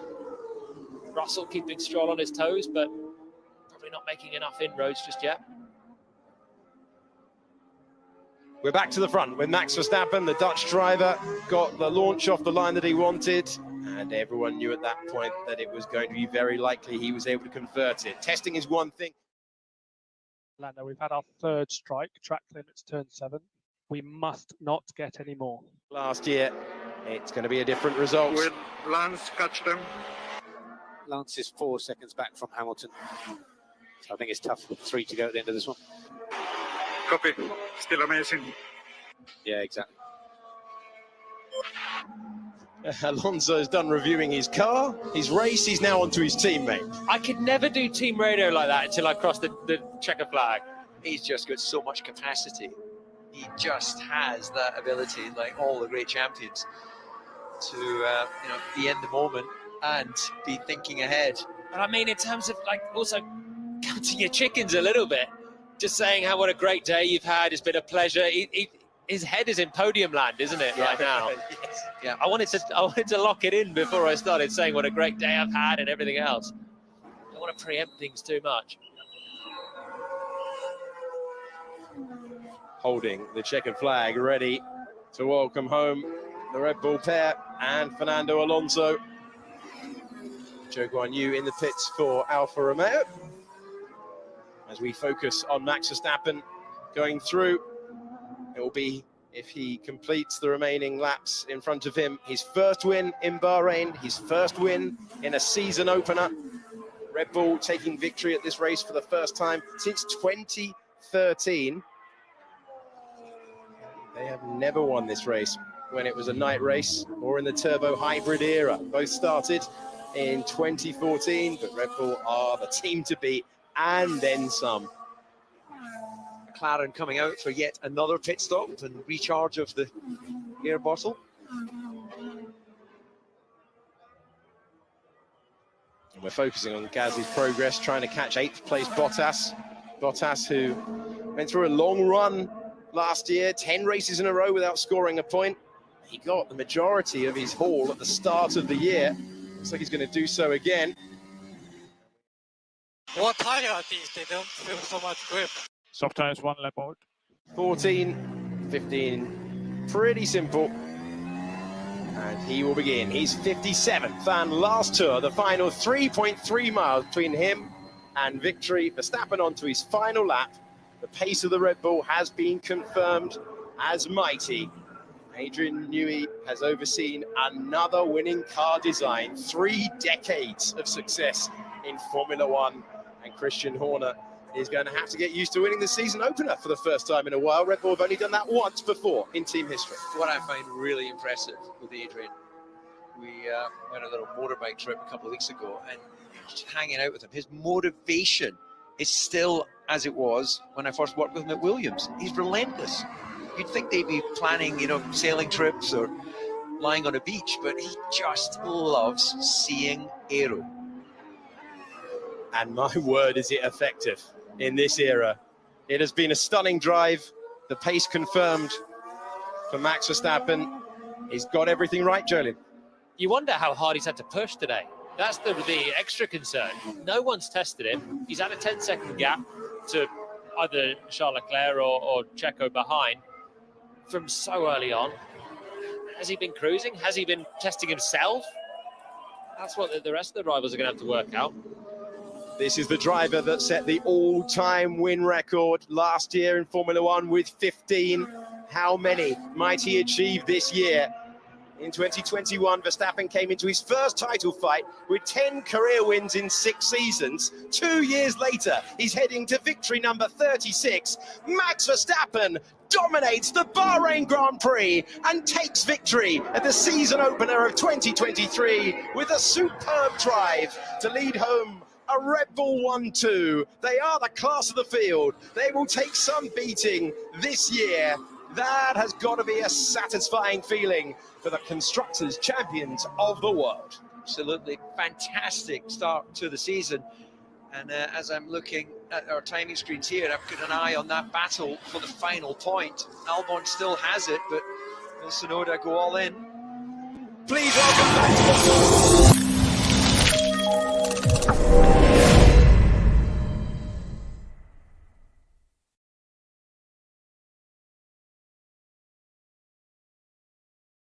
Well, and there you have it.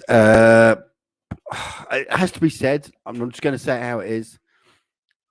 A lot of people perhaps wondered why last season's punishment for Red Bull for breaching cost cap, and wondered why the F1 didn't, or the FIA didn't take a harder approach.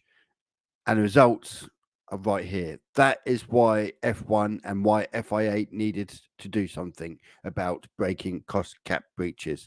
Because if this is what the season's going to be now, with a total non-race, let's call it what it is, a total non-race, then what is the point here? We might as well all pack up and go home. We can't have races like that. We cannot have a season races like that. It's no good for Formula One. And again, a lot of it, you can't. The team that's so far in front is the team that breaches the cost cap. Do I say no more? What more can anyone say? We can't have that. Formula One cannot survive, or Formula One certainly can't grow and be the spectacle that it should be if we have races like this. And something needs to be done. Red Bull totally dominant, and Ferrari yet again have a car retiring, yet again a complete power failure. Well, we don't know obviously the main cause for it yet. Is it an engine thing? Is it just an ERS? We don't know. We don't know what the cause of the problem was, but we know yet again it's another retirement and another failure, power failure in the Ferrari. We can't have that again this season either. These are things that need to be cleared up, and very quickly, in Formula One, because we cannot have a season where one team who breaks rules is miles in front of another one who can't seem to finish the race, never mind win it. Ferrari need to sort their lives out. Mercedes need to really think this strategy on this car, this 0 side pods, that clearly isn't working. Clearly not working. Aston Martin, to their credit, have clearly made a massive jump. But by the way, yet again, who was the other team? Who was the other team that made a breach or were punished for, again, for different reasons, but were punished in breach of cost cap regulations? Aston Martin, one of the biggest movers up the table, if you like, this season. So the FIA, by being too weak, have allowed a situation where the sport is not functioning the way in which the rules were intended. The rules were supposed to give good, close, tight racing. Are we getting that? Are we getting good, close, tight racing? No, absolutely not.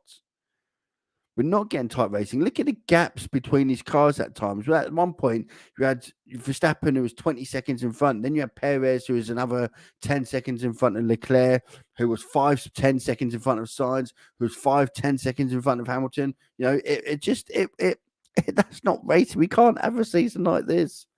We cannot have a season like that. Formula One can't afford a season like that. It really can't. After all the shenanigans of the weakness of those fools in the FIA, when Hamilton was robbed of his title in Abu Dhabi, to then being take it literally. They might as well bend over and say, "Go on, son, give us a go." When they speak to Christian Horner and Red Bull, who then break rules last year, and those cost caps absolutely have effect on the following season, which is what every other team out there said. You need to rein this in on Red Bull. They can't continue to break rules like this. You need to stop it. Otherwise, you're going to have seasons where it is just totally not worth the paper. First race in the 2023, and look what happens. This is going to be a horrifically bad season if Formula One is going like this. It's time the FIA grew a pair of balls and start punishing teams who break rules, and not by slapping them on the wrist and go, "Well, we told him, we told them." No, you can't do that. You've got to start enforcing these rules properly. It was a terrible, terrible race. We had moments. We had moments with the Alonso and Hamilton. We had moments with Sainz and Alonso, etc. We had an all right start to the race, but generally speaking, it's just been another poor race. Bahrain's never been particularly good for drawing up a particularly good race anyway. It doesn't. The only thing with Bahrain, it doesn't have a lot of quick and fast corners. It has a lot of straights and then a lot of slow corners, and doesn't favour cars with higher downforce. It favours cars more with reduced drag. And you look at cars that are typically good with its downforce or has a high amount of downforce. The Mercedes, for example, Ferrari to an extent, even the likes of the McLarens, for example, are normally pretty good with their. Certainly last year they were good on high downforce circuits, not so good on lower downforce circuits. And of course, you'd expect the similarity to go on to this season because these season's cars are normally an evolution of last season's cars. But the fact remains is that we cannot have races like this throughout the season. It's going to be a poor season if this is how Formula One is geared up. And it's geared up like this for the purely for the reason that the FIA haven't got any bollocks. There we go. Right. Anyway, that is it. Let's quickly round up exactly the classification. Verstappen winning the race comfortably, followed by Perez and the Red Bull 1-2. Alonso getting a pole position, which he will be absolutely delighted. And so will Aston Martin as well, because they've probably been the biggest underachievers of the last couple of seasons. So they'll be glad to be where they are now. Sainz taking the fourth place, struggled in the end, really didn't need to hold on to Sainz. Hamilton fifth, Stroll sixth, Russell seventh.